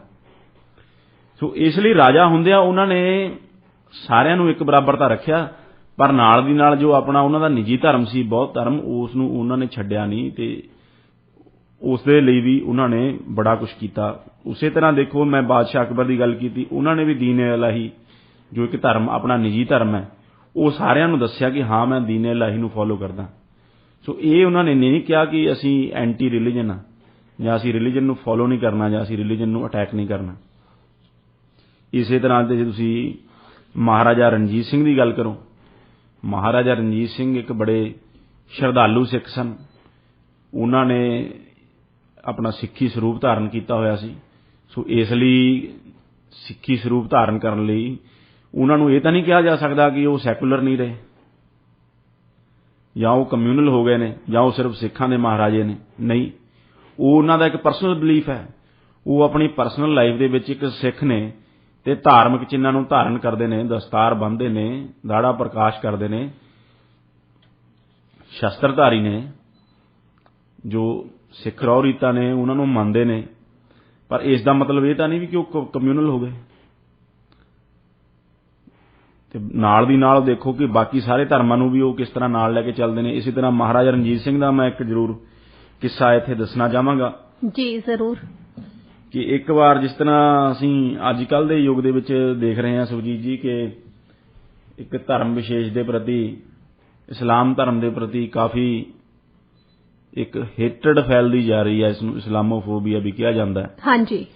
ਇਸੇ ਤਰ੍ਹਾਂ ਮਹਾਰਾਜਾ ਰਣਜੀਤ ਸਿੰਘ ਦੇ ਰਾਜ ਦੇ ਵਿੱਚ ਵੀ ਕਈ ਲੋਕਾਂ ਨੇ ਜਾ ਕੇ, ਜਦ ਸਿੱਖ ਰਾਜ ਬਣ ਗਿਆ ਤਾਂ ਉਹਨਾਂ ਨੂੰ ਲੱਗਿਆ ਕਿ ਸ਼ਾਇਦ ਮਹਾਰਾਜਾ, ਕਿਉਂਕਿ ਜੰਗਾਂ ਜੋ ਪਹਿਲਾਂ ਮੁਗਲਾਂ ਦੇ ਨਾਲ ਹੋਈਆਂ, ਫਿਰ ਉੱਥੇ ਪਠਾਨਾਂ ਦੇ ਨਾਲ ਹੋਈਆਂ, ਉਹਨਾਂ ਨੂੰ ਇਹ ਲੱਗਿਆ ਕਿ ਜੋ ਮਹਾਰਾਜਾ ਰਣਜੀਤ ਸਿੰਘ ਨੇ ਉਹ ਐਂਟੀ ਮੁਸਲਿਮ ਹੋਣਗੇ।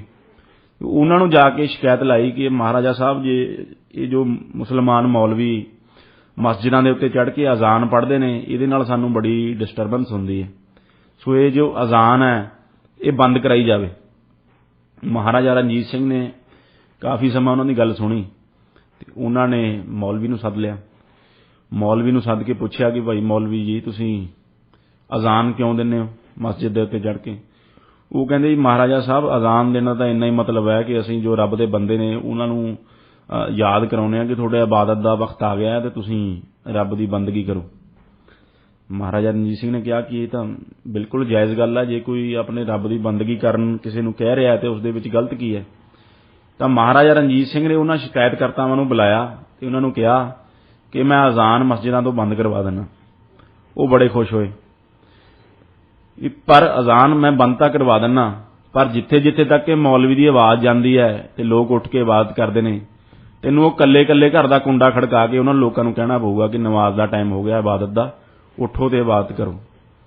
ਤੇ ਉਹ ਬੰਦੇ ਬਸ ਫਿਰ ਵੀ, ਜੇ ਤੂੰ ਨਾ ਕੀਤਾ, ਕਿਸੇ ਘਰ ਦਾ ਦਰਵਾਜ਼ਾ ਨਾ ਖੜਕਾਇਆ, ਤਾਂ ਤੈਨੂੰ ਸਜ਼ਾ ਲੱਗੂਗੀ। ਉਹ ਬੰਦੇ ਸਮਝ ਗਏ ਤੇ ਆਪਣੀ ਸ਼ਿਕਾਇਤ ਜੋ ਹੈ ਵਾਪਸ ਲੈ ਕੇ ਚਲੇ ਗਏ। ਸੋ ਇਸ ਤਰ੍ਹਾਂ ਮਹਾਰਾਜਾ ਰਣਜੀਤ ਸਿੰਘ ਨੇ ਧਰਮ ਨਿਰਪੱਖ ਰਾਜ ਚਲਾਇਆ ਸਿੱਖ ਹੁੰਦੇ ਹੋਏ, ਕਿਉਂਕਿ ਸਿੱਖੀ ਫਲਸਫੇ ਦੇ ਵਿੱਚ ਇਹ ਹੈ ਕਿ ਉਹ ਸਭ ਨੂੰ ਜੋ ਇੱਕ ਬਰਾਬਰ ਰੱਖਣਾ। ਹੁਣ ਜੇ ਅਸੀਂ ਵੈਸਟਰਨ ਆਈਡੀਆ ਆਫ ਸੈਕੂਲਰਿਜ਼ਮ ਆਪਣੇ ਆਪ ਤੇ ਥੋਪ ਲਈਏ ਤਾਂ ਰਾਜਾ ਹੁੰਦਿਆਂ ਹੋਇਆਂ ਕੋਈ ਧਾਰਮਿਕ ਚਿੰਨ੍ਹ ਨਹੀਂ ਧਾਰਨ ਕਰ ਸਕਦਾ। ਉਸ ਨੂੰ ਤਾਂ ਦੇਖਿਆ ਜਾਵੇਗਾ ਕਿ ਜੋ ਸਟੇਟ ਹੈ ਉਸ ਦੇ ਵਿੱਚ ਧਰਮ ਦੀ ਘੁਸਪੈਠ ਹੋ ਗਈ। ਸੋ ਜੇ ਕੋਈ ਸਿੱਖ ਹੈ ਉਹ ਦਾੜੀ ਨਹੀਂ ਰੱਖ ਸਕਦਾ, ਦਸਤਾਰ ਨਹੀਂ ਪਹਿਨ ਸਕਦਾ ਇਸ ਦੇ ਅਕੋਰਡਿੰਗ, ਤਾਂ ਜੋ ਕਿ ਗਲਤ ਹੈ। ਜੇ ਕੋਈ ਹਿੰਦੂ ਹੈ ਉਹ ਆਪਦਾ ਧਰਮ ਨਹੀਂ ਧਾਰਨ ਕਰ ਸਕਦਾ, ਧਾਰਮਿਕ ਰਿਲੀਜੀਅਸ ਸਿੰਬਲ, ਜੋ ਕਿ ਸਾਡੇ ਸਮਾਜ ਦੇ ਵਿੱਚ, ਭਾਰਤੀ ਸਮਾਜ ਦੇ ਵਿੱਚ ਤਾਂ ਪੋਸੀਬਲ ਹੀ ਨਹੀਂ ਹੈਗਾ। ਸਾਡਾ ਇੱਕ ਧਾਰਮਿਕ ਸਮਾਜ ਹੈ। ਇਸੇ ਤਰ੍ਹਾਂ ਜੋ ਸਾਡਾ ਧਰਮ ਵੀ ਤੁਸੀਂ ਦੇਖੋ, ਸਿੱਖੀ ਦੇ ਵਿੱਚ ਵੀ ਜੋ ਮੀਰੀ ਪੀਰੀ ਦਾ ਸਿਧਾਂਤ ਹੈ ਉਸ ਨੂੰ ਗੁਰੂ ਸਾਹਿਬਾਨ ਅੱਗੇ ਲੈ ਕੇ ਚੱਲੇ, ਕਿਉਂਕਿ ਜੋ ਰਾਜਨੀਤੀ ਹੈ ਉਸ ਨੂੰ ਧਰਮ ਲੀਡ ਕਰੇਗਾ। ਕਿਉਂਕਿ ਧਰਮ, ਜੋ ਸਾਡਾ ਧਰਮ ਹੈ, ਉਹ ਇੱਕ ਸੈਕਟੇਰੀਅਨ ਰਿਲੀਜਨ ਨਹੀਂ। ਇਹ ਨਹੀਂ ਹੈ ਕਿ ਸਿੱਖ ਧਰਮ ਲੀਡ ਕਰੇਗਾ ਜਾਂ ਹਿੰਦੂ ਧਰਮ ਲੀਡ ਕਰੇਗਾ, ਧਰਮ ਲੀਡ ਕਰੇਗਾ। ਧਰਮ ਕੀ ਹੈ? ਜੋ ਐਥੀਕਲ ਕੋਡ ਆਫ ਕੰਡਕਟ ਹੈ। ਸੋ ਇਸ ਲਈ ਮੀਰੀ ਪੀਰੀ ਦਾ ਸਿਧਾਂਤ ਜੋ ਹੈ ਗੁਰੂ ਸਾਹਿਬਾਨ ਨੇ ਉਹ ਅਡਾਪਟ ਕੀਤਾ ਤੇ ਦੇਖੋ ਸ੍ਰੀ ਹਰਿਮੰਦਰ ਸਾਹਿਬ ਦੇ ਅੱਗੇ ਵੀ ਅਕਾਲ ਤਖਤ ਬਣਾਇਆ। ਇੱਕ ਤਾਂ ਸਪਿਰਿਚੁਅਲਿਜ਼ਮ ਦਾ ਕੇਂਦਰ ਹੈ, ਇੱਕ ਰਿਲੀਜੀਅਸ ਕੇਂਦਰ ਹੈ, ਤੇ ਦੂਸਰਾ ਉਸਦੇ ਸਾਹਮਣੇ ਟੈਂਪੋਰਲ ਕੇਂਦਰ ਹੈ, ਜਿੱਥੋਂ ਕਿ ਸਿੱਖਾਂ ਦੇ ਜੋ ਵਰਲਡਲੀ ਅਫੇਅਰਸ ਨੇ, ਜੋ ਦੁਨਿਆਵੀ ਜੋ ਸਰੋਕਾਰ ਨੇ, ਜੋ ਰਾਜਨੀਤਿਕ ਸਰੋਕਾਰ ਨੇ, ਉਹ ਉੱਥੋਂ ਚਲਾਏ ਜਾਣਗੇ। ਸੋ ਇਸ ਲਈ ਜੋ ਧਰਮ ਤੇ ਰਾਜਨੀਤੀ ਹੈ ਉਹ ਹੈਂਡ ਇਨ ਹੈਂਡ ਜਾ ਰਹੀ ਹੈ, ਉਹ ਇਕੱਠੀ ਜਾ ਰਹੀ ਹੈ, ਪਰ ਇਹ ਨਹੀਂ ਹੈ ਕਿ ਉਹ ਇੱਕ ਹੈ, ਉਹ ਹੈ ਅਲੱਗ-ਅਲੱਗ। ਦੋ ਸਿਧਾਂਤ ਨੇ, ਦੋਨੇ ਪਾਸੇ ਨੇ, ਪਰ ਉਹ ਹੈ ਅਲੱਗ-ਅਲੱਗ। ਪਰ ਜੇ ਉਹਨਾਂ ਦੋਨਾਂ ਦੇ ਵਿੱਚੋਂ ਦੇਖੋ ਤਾਂ ਧਰਮ ਨੂੰ ਹਮੇਸ਼ਾ ਅੱਗੇ ਰੱਖਿਆ ਹੈ, ਕਿਉਂਕਿ ਧਰਮ ਨੇ ਰਾਜਨੀਤੀ ਨੂੰ ਸਹੀ ਲੀਹਾਂ ਦੇ ਉੱਤੇ ਲਿਜਾਣ ਦਾ ਜੋ ਰਾਜਨੀਤੀ ਨੂੰ ਫਰਜ਼ ਹੈ ਉਹ ਧਰਮ ਦਾ ਹੈ। ਇਸੇ ਤਰ੍ਹਾਂ ਸੋ ਇਹ ਸਾਡਾ ਇੱਕ ਇੰਡੀਅਨ ਜੋ ਆਈਡੀਆ ਆਫ ਸੈਕੂਲਰਿਜ਼ਮ ਹੈ, ਇਹ ਹੈ ਕਿ ਅਸੀਂ ਇਹ ਨਹੀਂ ਕਹਿੰਦੇ ਕਿ ਜੋ ਧਰਮ ਹੈ ਉਸ ਨੂੰ ਬਾਹਰ ਕੱਢ ਕੇ ਸਿੱਟ ਦਿੱਤਾ ਜਾਵੇ ਸਾਡੇ ਜੀਵਨ ਦੇ ਵਿੱਚੋਂ, ਰਾਜਨੀਤੀ ਦੇ ਵਿੱਚੋਂ। ਧਰਮ ਰਹੇ, ਆਪਣੀ ਜਗ੍ਹਾ ਰਹੇ, ਪਰ ਇਹ ਨਹੀਂ ਹੈ ਕਿ ਇੱਕ ਧਰਮ ਦੇ ਲਈ ਕੰਮ ਕੀਤਾ ਜਾਵੇ, ਸਾਰੇ ਧਰਮਾਂ ਦੇ ਲਈ ਸਮਾਨ ਵਤੀਰਾ ਰੱਖਿਆ ਜਾਵੇ। ਪਰ ਜੋ ਧਰਮ ਹੈ, ਜੋ ਸੱਚਾਈ ਹੈ, ਉਹ ਰਾਜਨੀਤੀ ਨੂੰ ਹਮੇਸ਼ਾ ਗਾਈਡ ਕਰੇਗੀ, ਕਿਉਂਕਿ ਜੇ ਧਰਮ ਤੇ ਰਾਜਨੀਤੀ ਪੂਰੀ ਤਰ੍ਹਾਂ ਅੱਡ ਹੋ ਗਏ ਤਾਂ ਜੋ ਰਾਜਨੀਤੀ ਹੈ ਉਹ ਕੁਰਾਹੇ ਪੈ ਜਾਏਗੀ, ਉਹ ਦੁਰਾਚਾਰੀ ਹੋ ਜਾਵੇਗੀ, ਉਹ ਮੋਰੈਲਿਟੀ ਤੋਂ ਦੂਰ ਹੋ ਜਾਵੇਗੀ। ਇਸ ਲਈ ਮਹਾਤਮਾ ਗਾਂਧੀ ਨੇ ਵੀ ਕਿਹਾ ਹੈ, ਉਹਨਾਂ ਨੇ ਆਪਣੇ ਹਿੰਦ ਸਵਰਾਜ ਦੇ ਵਿੱਚ ਲਿਖੀ, ਇਹੀ ਗੱਲ ਲਿਖੀ ਹੈ, ਜੋ ਹਿੰਦ ਸਵਰਾਜ ਮਹਾਤਮਾ ਗਾਂਧੀ ਛਾਪਿਆ ਕਰਦੇ ਸਨ, ਉਸ ਦੇ ਵਿੱਚ ਵੀ ਮਹਾਤਮਾ ਗਾਂਧੀ ਨੇ ਕਿਹਾ ਕਿ ਦੇਖੋ ਧਰਮ ਹੈ ਜੋ ਉਹ ਕਦੇ ਅਲੱਗ ਨਹੀਂ ਹੋ ਸਕਦਾ ਰਾਜਨੀਤੀ ਤੋਂ। ਧਰਮ ਨੇ ਰਾਜਨੀਤੀ ਦੇ ਵਿੱਚ ਰਹਿਣਾ ਹੈ, ਪਰ ਜੋ ਇੱਕ ਸੈਕਟੇਰੀਅਨ ਰਿਲੀਜਨ ਹੈ ਉਸ ਨੇ ਰਾਜਨੀਤੀ ਦੇ ਉੱਤੇ ਹਾਵੀ ਨਹੀਂ ਹੋਣਾ। ਇਸੇ ਤਰ੍ਹਾਂ ਤੁਸੀਂ ਦੇਖੋ ਜੀ, ਰਾਜ ਧਰਮ ਦੀ ਗੱਲ ਕੀਤੀ ਜਾਂਦੀ ਹੈ। ਜਿਸ ਤਰ੍ਹਾਂ 2002 ਦੇ ਵਿੱਚ ਸ਼੍ਰੀ ਅਟਲ ਬਿਹਾਰੀ ਵਾਜਪਾਈ ਨੇ ਮੌਜੂਦਾ ਉਸ ਸਮੇਂ ਦੇ ਮੁੱਖ ਮੰਤਰੀ ਗੁਜਰਾਤ ਨੂੰ ਕਿਹਾ 2002 ਦੇ ਦੰਗਿਆਂ ਤੋਂ ਬਾਅਦ ਕਿ ਤੁਸੀਂ ਰਾਜ ਧਰਮ ਦਾ ਪਾਲਣ ਨਹੀਂ ਕੀਤਾ, ਕਿਉਂਕਿ ਰਾਜ ਦੇ ਨਾਲ ਦੇਖੋ ਧਰਮ ਦਾ ਇਸਤੇਮਾਲ ਕੀਤਾ, ਕਿਉਂਕਿ ਜੋ ਧਰਮ ਹੈ ਉਸ ਨੇ ਰਾਜ ਨੂੰ ਹਮੇਸ਼ਾ ਗਾਈਡ ਕਰਨਾ ਹੈ। ਜੀ, ਇਸ ਸਮੇਂ ਤੁਸੀਂ ਸੁਣ ਰਹੇ ਹੋ ਰੇਡੀਓ ਇੰਡੀਆ KRPA 1110 AM, ਤੁਹਾਡਾ ਆਪਣਾ ਰੇਡੀਓ ਸਟੇਸ਼ਨ। US ਤੇ ਕੈਨੇਡਾ 'ਚ ਸਾਡੇ ਪ੍ਰੋਗਰਾਮਸ ਤੁਸੀਂ ਸੁਣ ਸਕਦੇ ਹੋ 1110 AM ਤੇ ਦੁਨੀਆ ਭਰ 'ਚ ਪ੍ਰੋਗਰਾਮ ਸੁਣਨ ਲਈ ਵਿਜ਼ਿਟ ਕਰੋ ਸਾਡੀ ਵੈਬਸਾਈਟ radioindia.ca। ਸਟੂਡੀਓ ਦਾ ਨੰਬਰ ਹੈ 6045929191 6045929191। ਜੇਕਰ ਤੁਸੀਂ ਕਵਰੇਜ ਏਰੀਆ ਤੋਂ ਬਾਹਰ ਹੋ ਚੁੱਕੇ ਹੋ ਤਾਂ ਸਾਡੇ ਪ੍ਰੋਗਰਾਮਸ ਤੁਸੀਂ ਰੇਡੀਓ ਐਪਸ ਤੇ ਵੀ ਸੁਣ ਸਕਦੇ ਹੋ, ਚਾਹੇ ਤੁਸੀਂ ਯੂਜ਼ ਕਰਦੇ ਹੋ ਆਈਫੋਨ ਜਾਂ ਐਂਡਰੋਇਡ। ਰੇਡੀਓ ਇੰਡੀਆ ਦੀਆਂ ਐਪਸ ਡਾਊਨਲੋਡ ਕਰੋ, ਕਿਉਂਕਿ ਅਸੀਂ ਚਾਹੁੰਦੇ ਨਹੀਂ ਹੈਗੇ ਕਿ 1 ਸੈਕਿੰਡ ਦੇ ਲਈ ਵੀ ਸਾਡਾ ਤੇ ਜੋ ਤੁਹਾਡਾ ਕਨੈਕਸ਼ਨ ਆ ਇਹ ਟੁੱਟੇ।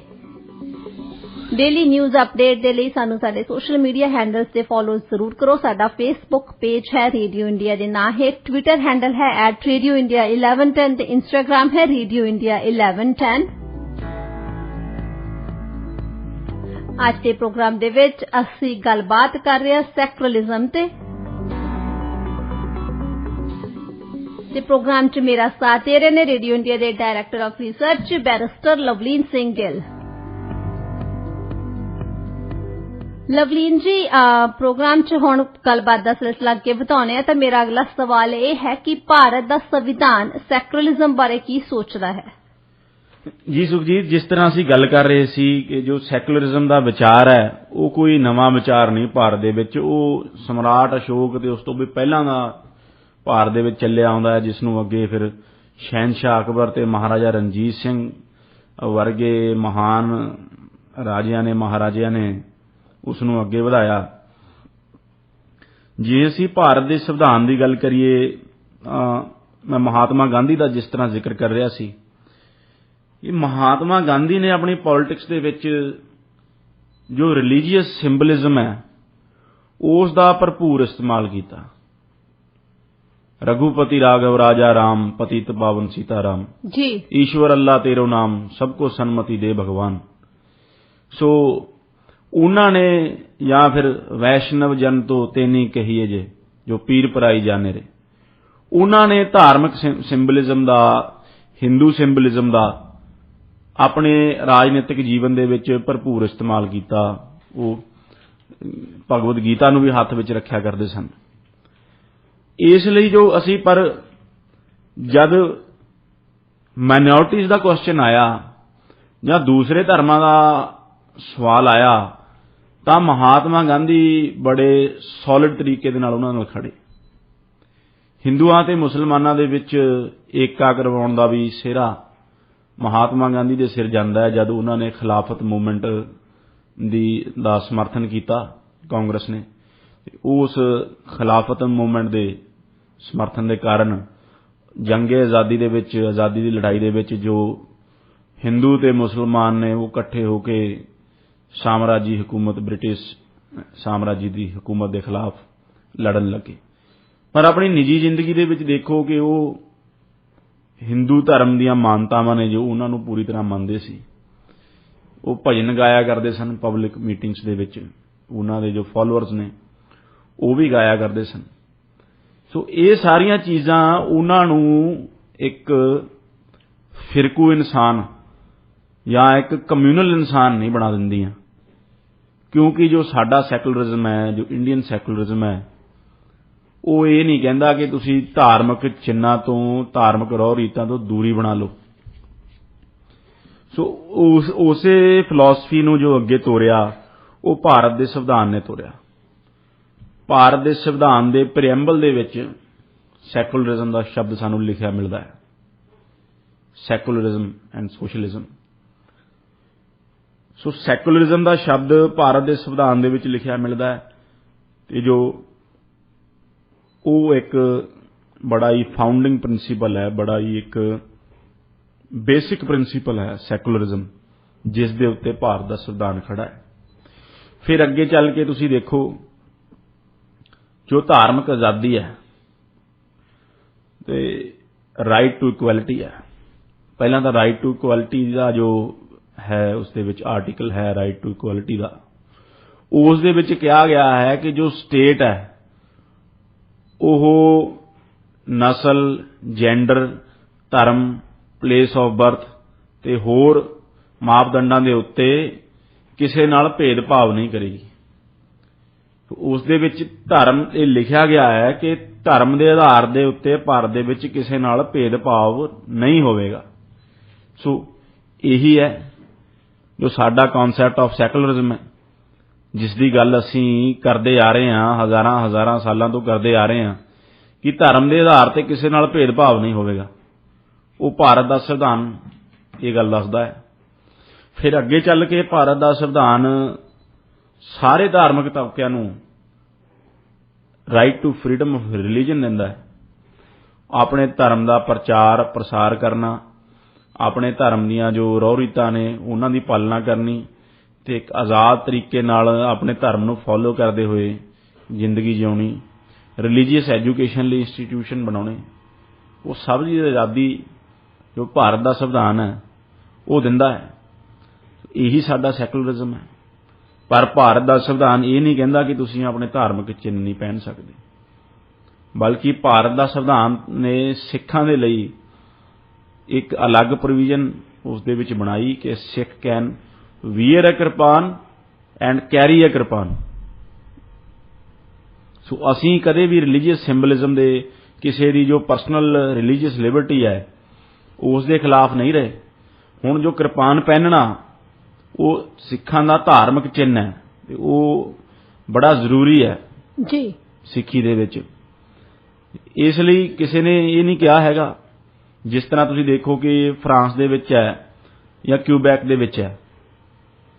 ਕਿਊਬੈਕ ਦੇ ਵਿੱਚ ਜੋ ਬਿੱਲ 21 ਆਇਆ, ਹਾਂਜੀ, ਉਸ ਨੇ ਜੋ ਪਬਲਿਕ ਸਰਵੈਂਟਸ ਨੇ ਜਾਂ ਸਕੂਲਸ ਨੇ ਜਾਂ ਹੋਰ ਜੋ ਸਰਕਾਰੀ ਅਦਾਰੇ ਨੇ ਉਹਨਾਂ ਦੇ ਵਿੱਚ ਧਾਰਮਿਕ ਚਿੰਨ੍ਹ ਪਹਿਨ ਕੇ ਨੌਕਰੀ ਕਰਨ ਦੇ ਉੱਤੇ ਪਾਬੰਦੀ ਲਾ ਦਿੱਤੀ, ਧਾਰਮਿਕ ਚਿੰਨ੍ਹਾਂ ਦੇ ਉੱਤੇ ਵੀ ਜੇ ਤੁਸੀਂ ਇੱਥੇ ਆਉਣਾ ਹੈ ਇਹਨਾਂ ਇੰਸਟੀਟਿਊਸ਼ਨ ਦੇ ਵਿੱਚ ਤਾਂ ਤੁਸੀਂ ਧਾਰਮਿਕ ਚਿੰਨ੍ਹ ਨਹੀਂ ਪਹਿਨ ਸਕਦੇ।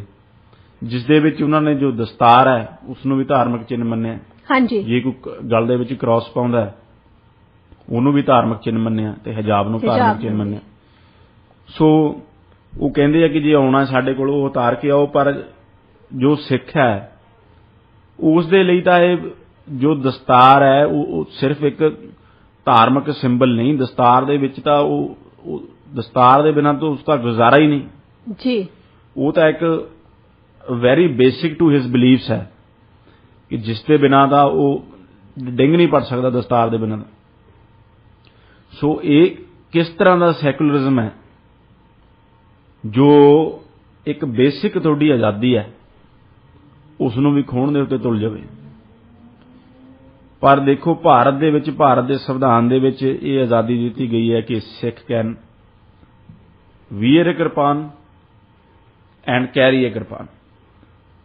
ਜਿਸ ਤਰ੍ਹਾਂ ਹੁਣ ਪਿੱਛੇ ਜੇ ਕਿਰਪਾਨ ਦੇ ਉੱਤੇ ਵਿਵਾਦ ਚੱਲਿਆ ਕਿ ਜੋ 에ਅਰਲਾਈਨਸ ਨੇ, ਜੋ ਉਹਨਾਂ ਦੇ ਵਿੱਚ ਜੋ ਕੰਮ ਕਰ ਰਹੇ ਲੋਕ ਨੇ 에ਅਰਪੋਰਟਸ ਦੇ ਉੱਤੇ, ਉਹਨਾਂ ਦੇ ਉੱਤੇ ਪਾਬੰਦੀ ਲਾ ਦਿੱਤੀ ਗਈ ਸੀ ਕਿ ਉਹ ਕਿਰਪਾਨ ਪਹਿਨ ਕੇ ਉੱਥੇ ਕੰਮ ਨਹੀਂ ਕਰ ਸਕਣਗੇ। ਪਰ ਪ੍ਰਧਾਨ ਮੰਤਰੀ ਮੋਦੀ ਦੇ ਨੋਟਿਸ ਦੇ ਵਿੱਚ ਇਹ ਗੱਲ ਲਿਆਂਦੀ ਗਈ ਤੇ ਉਹ ਪਾਬੰਦੀ ਤੁਰੰਤ ਹਟਾਈ ਗਈ ਜੀ, ਕਿਉਂਕਿ ਇਹ ਸਿੱਖਾਂ ਦਾ ਇੱਕ ਸੰਵਿਧਾਨਕ ਅਧਿਕਾਰ ਹੈ। ਹਾਂਜੀ। To wear a kirpan and carry a kirpan, this is basic to their faith. So ਇਹ ਆਜ਼ਾਦੀ ਸਿੱਖਾਂ ਤੋਂ ਕੋਈ ਖੋ ਨਹੀਂ ਸਕਦਾ। ਜੇ ਕੋਈ ਉਹ ਖੋਹਦਾ ਹੈ ਤਾਂ ਉਹ ਭਾਰਤ ਦੇ ਸੰਵਿਧਾਨ ਦੀ ਉਲੰਘਣਾ ਹੈ, ਭਾਰਤ ਦੇ ਸੰਵਿਧਾਨ ਦੇ ਸਪਿਰਿਟ ਦੀ ਉਲੰਘਣਾ ਹੈ। ਜਿਸ ਤਰ੍ਹਾਂ ਮੈਂ ਗੱਲ ਕਰ ਰਿਹਾ ਸੀ ਸੁਖਜੀਤ ਕਿ ਜੋ 42nd ਅਮੈਂਡਮੈਂਟ ਹੈ, ਜੋ ਸੈਕੂਲਰਿਜ਼ਮ ਦਾ ਸ਼ਬਦ ਹੈ ਉਹ ਭਾਰਤ ਦੇ ਪ੍ਰੀਐਂਬਲ ਦੇ ਵਿੱਚ ਪਹਿਲਾਂ ਨਹੀਂ ਸੀ। ਜਦੋਂ ਭਾਰਤ ਦਾ ਸੰਵਿਧਾਨ ਬਣਿਆ ਤਾਂ ਭਾਰਤ ਦੇ ਸੰਵਿਧਾਨ ਦੇ ਵਿੱਚ ਸੈਕੂਲਰਿਜ਼ਮ ਨਾਮ ਦਾ ਸ਼ਬਦ ਨਹੀਂ ਸੀ। ਇਹ ਸ਼ਬਦ ਆਇਆ ਕਦੋਂ? ਇਹ ਸ਼ਬਦ ਐਮਰਜੈਂਸੀ ਦੇ ਦੌਰਾਨ ਇੰਦਰਾ ਗਾਂਧੀ ਗਵਰਨਮੈਂਟ ਨੇ 42nd ਅਮੈਂਡਮੈਂਟ ਜਦ ਕੀਤੀ ਉਦੋਂ ਐਡ ਕੀਤਾ ਗਿਆ। ਇਸ ਲਈ ਇਹਨਾਂ ਦੋ ਸ਼ਬਦਾਂ ਦੇ ਉੱਤੇ, ਸੈਕੂਲਰਿਜ਼ਮ ਤੇ ਸੋਸ਼ਲਿਜ਼ਮ ਦੇ ਉੱਤੇ, ਬਹੁਤ ਸਾਰੇ ਲੋਕ ਆਪੱਤੀ ਵੀ ਚੱਕਦੇ ਨੇ। ਇਸ ਦੇ ਉੱਤੇ ਸਵਾਲੀਆ ਨਿਸ਼ਾਨ ਵੀ ਲਾਉਂਦੇ ਨੇ ਕਿ ਜੋ ਉਹ ਦੋ ਸ਼ਬਦ ਨੇ ਇਹ ਓਰੀਜਨਲੀ ਸਾਡੇ ਸੰਵਿਧਾਨ ਦੇ ਵਿੱਚ ਨਹੀਂ ਸਨ, ਪਰ ਇਹ ਜਦ ਐਮਰਜੈਂਸੀ ਦੇ ਵਿੱਚ ਜਦ ਇੰਦਰਾ ਗਾਂਧੀ ਦੀ ਡਿਕਟੇਟਰਸ਼ਿਪ ਚੱਲ ਰਹੀ ਸੀ ਮੁਲਕ ਦੇ ਉੱਤੇ, ਉਦੋਂ ਇਹ ਗੈਰ ਲੋਕਤਾਂਤਰਿਕ ਤਰੀਕੇ ਦੇ ਨਾਲ ਇਹਨਾਂ ਦੋ ਸ਼ਬਦਾਂ ਨੂੰ ਐਡ ਕੀਤਾ ਗਿਆ। ਇਸ ਲਈ ਉਹ ਕਹਿੰਦੇ ਨੇ ਕਿ ਜੋ ਸਾਡਾ ਸੈਕੂਲਰਿਜ਼ਮ ਹੈ, ਭਾਰਤੀ ਸੈਕੂਲਰਿਜ਼ਮ ਹੈ, ਉਹ ਸਿਰਫ ਧਰਮ ਨਿਰਪੱਖਤਾ ਹੈ ਸਾਡੀ, ਉਹ ਇਸ ਸ਼ਬਦ ਦੀ ਮੁਹਤਾਜ ਨਹੀਂ। ਸੈਕੂਲਰਿਜ਼ਮ ਸਾਡੇ 'ਚ ਪਹਿਲਾਂ ਵੀ ਸੀ ਤੇ ਸੰਵਿਧਾਨ ਦੀ ਪ੍ਰੋਵੀਜ਼ਨ ਦੇ ਵਿੱਚ ਹੈ ਵੀ, ਪਰ ਜੋ ਇਹ ਸ਼ਬਦ ਦੀ ਐਡੀਸ਼ਨ ਹੈ ਸੈਕੂਲਰ ਤੇ ਸੋਸ਼ਲਿਸਟ, ਇਸ ਦੇ ਉੱਤੇ ਵੱਖ-ਵੱਖ ਵਿਚਾਰਧਾਰਾ ਦੇ ਲੋਕ ਇਸ ਦੇ ਉੱਤੇ ਆਪੱਤੀ ਜਤਾਉਂਦੇ ਰਹੇ ਨੇ, ਕਿਉਂਕਿ ਇਸ ਨੂੰ ਗੈਰ ਲੋਕਤਾਂਤਰਿਕ ਤਰੀਕੇ ਦੇ ਨਾਲ, ਇੱਕ ਅਨਡੈਮੋਕ੍ਰੈਟਿਕ ਤਰੀਕੇ ਦੇ ਨਾਲ ਐਮਰਜੈਂਸੀ ਦੇ ਦੌਰਾਨ ਇਸ ਦੇ ਵਿੱਚ ਐਡ ਕੀਤਾ ਗਿਆ। ਇਸ ਸਮੇਂ ਤੁਸੀਂ ਸੁਣ ਰਹੇ ਹੋ ਪ੍ਰੋਗਰਾਮ ਅੱਜ ਦਾ ਮੁੱਦਾ ਇਤਿਹਾਸ ਦੇ ਝਰੋਖੇ ਚੋਂ। ਲਵਲੀਨ ਜੀ, ਗੱਲਬਾਤ ਦਾ ਸਿਲਸਿਲਾ ਅੱਗੇ ਵਧਾਉਂਦੇ ਆ ਕਿ ਸੈਕੂਲਰਿਜ਼ਮ ਨੂੰ ਇੱਕ ਸੰਵਿਧਾਨਿਕ ਸਿਧਾਂਤ ਤੋਂ ਅੱਗੇ ਵਧਾ ਕੇ ਜੀਵਨ ਮੁੱਲ ਬਣਾਇਆ ਜਾ ਸਕਦਾ ਹੈ? ਜੀ ਸੁਖਜੀਤ, ਜਿਸ ਤਰ੍ਹਾਂ ਅਸੀਂ ਗੱਲ ਕਰ ਰਹੇ ਸੀ, ਅਸੀਂ ਸੈਕੂਲਰਿਜ਼ਮ ਦਾ ਜੋ ਓਰੀਜਨ ਹੈ ਉਹ ਦੇਖਿਆ, ਅਸੀਂ ਭਾਰਤੀ ਧਰਮ ਨਿਰਪੱਖਤਾ ਹੈ ਉਸ ਨੂੰ ਦੇਖਿਆ। ਜੋ ਸੈਕੂਲਰਿਜ਼ਮ ਹੈ ਉਹ ਭਾਰਤ ਵਰਗੇ ਇੱਕ ਧਾਰਮਿਕ ਸਮਾਜ ਦੇ ਵਿੱਚ ਉਹ ਸਿਰਫ ਇੱਕ ਪੋਲੀਟੀਕਲ ਕਨਸੈਪਟ ਹੈ, ਇੱਕ ਕਨਸਟੀਟਿਊਸ਼ਨਲ ਕਨਸੈਪਟ ਹੈ। ਉਸ ਨੂੰ ਕਦੇ ਵੀ ਵਧਾ ਕੇ ਇੱਕ ਜੀਵਨ ਮੁੱਲ ਬਣਾਉਣ ਦੀ ਕੋਸ਼ਿਸ਼ ਨਹੀਂ ਕਰਨੀ ਚਾਹੀਦੀ, ਕਿਉਂਕਿ ਇਹ ਨਹੀਂ ਹੋ ਸਕਦਾ। ਸੈਕੂਲਰਿਜ਼ਮ ਜੋ ਹੈ ਉਹ ਰਾਜ ਪ੍ਰਬੰਧ ਚਲਾਉਣ ਦਾ ਇੱਕ ਤਰੀਕਾ ਹੈ ਕਿ ਜੋ ਸਟੇਟਸ ਦੇ ਅਫੇਅਰ ਨੇ ਉਸ ਦੇ ਵਿੱਚ ਜੋ ਧਰਮ ਹੈ ਉਹ ਦਖਲਅੰਦਾਜ਼ੀ ਨਹੀਂ ਕਰੇਗਾ, ਜਾਂ ਫਿਰ ਸਾਰੇ ਜੋ ਧਾਰਮਿਕ ਤਬਕੇ ਨੇ, ਧਰਮ ਨੇ, ਉਹਨਾਂ ਦੇ ਵਿੱਚ ਜੋ ਸਟੇਟ ਹੈ ਉਹ ਭੇਦਭਾਵ ਨਹੀਂ ਕਰੇਗੀ।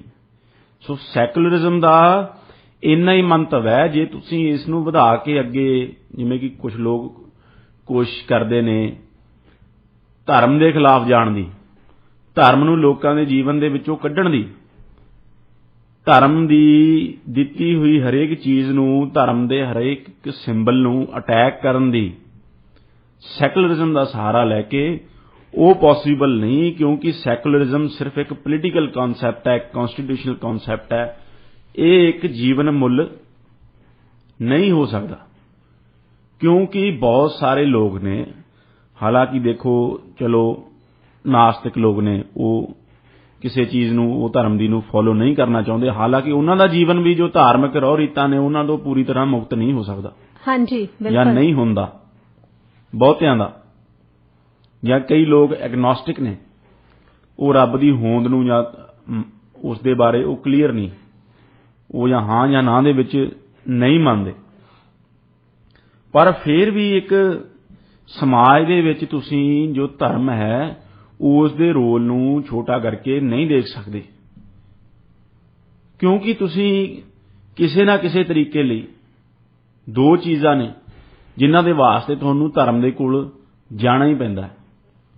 ਫਸਟ ਹੈ ਡਿਸਪੋਜ਼ਲ ਆਫ ਦਾ ਡੈਥ ਜੀ, ਆਫ ਦਾ ਡੈਡ।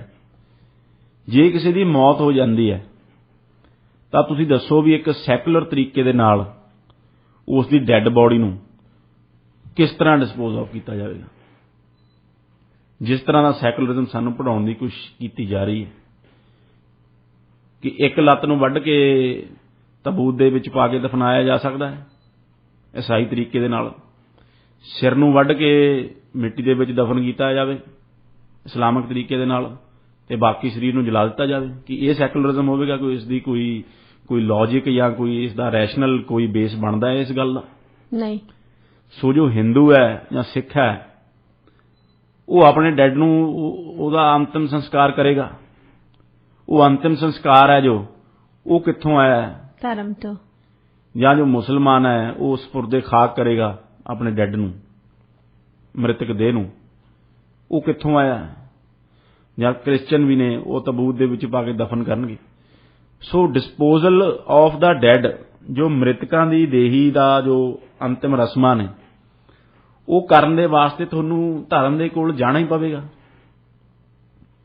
ਜਿਹੜੇ ਲੋਕ ਇਸ ਗੱਲ ਨੂੰ ਨਹੀਂ ਮੰਨਦੇ, ਜਿਹੜੇ ਲੋਕ ਕਹਿੰਦੇ ਨੇ ਕਿ ਮ੍ਰਿਤਕ ਦੇਹ ਤਾਂ ਸਿਰਫ ਮਿੱਟੀ ਹੈ, ਹਾਂਜੀ, ਕਿ ਉਹ ਆਪਣੇ ਬਜ਼ੁਰਗਾਂ ਦੀ ਦੇਹ ਨੂੰ ਉਹ ਮਿਊਨਿਸਪੈਲਿਟੀ ਦੀ ਜੋ ਗੱਡੀ ਆਉਂਦੀ ਹੈ ਕੂੜਾ ਚੱਕਣ ਵਾਸਤੇ, ਫਿਰ ਜੇ ਉਹ ਮਿੱਟੀ ਦਾ ਢੇਰ ਹੈ ਉਹ ਕੁਝ ਵੀ ਨਹੀਂ, ਉਹ ਉਸ ਦੇ ਵਿੱਚ ਸਿੱਟ ਸਕਦੇ।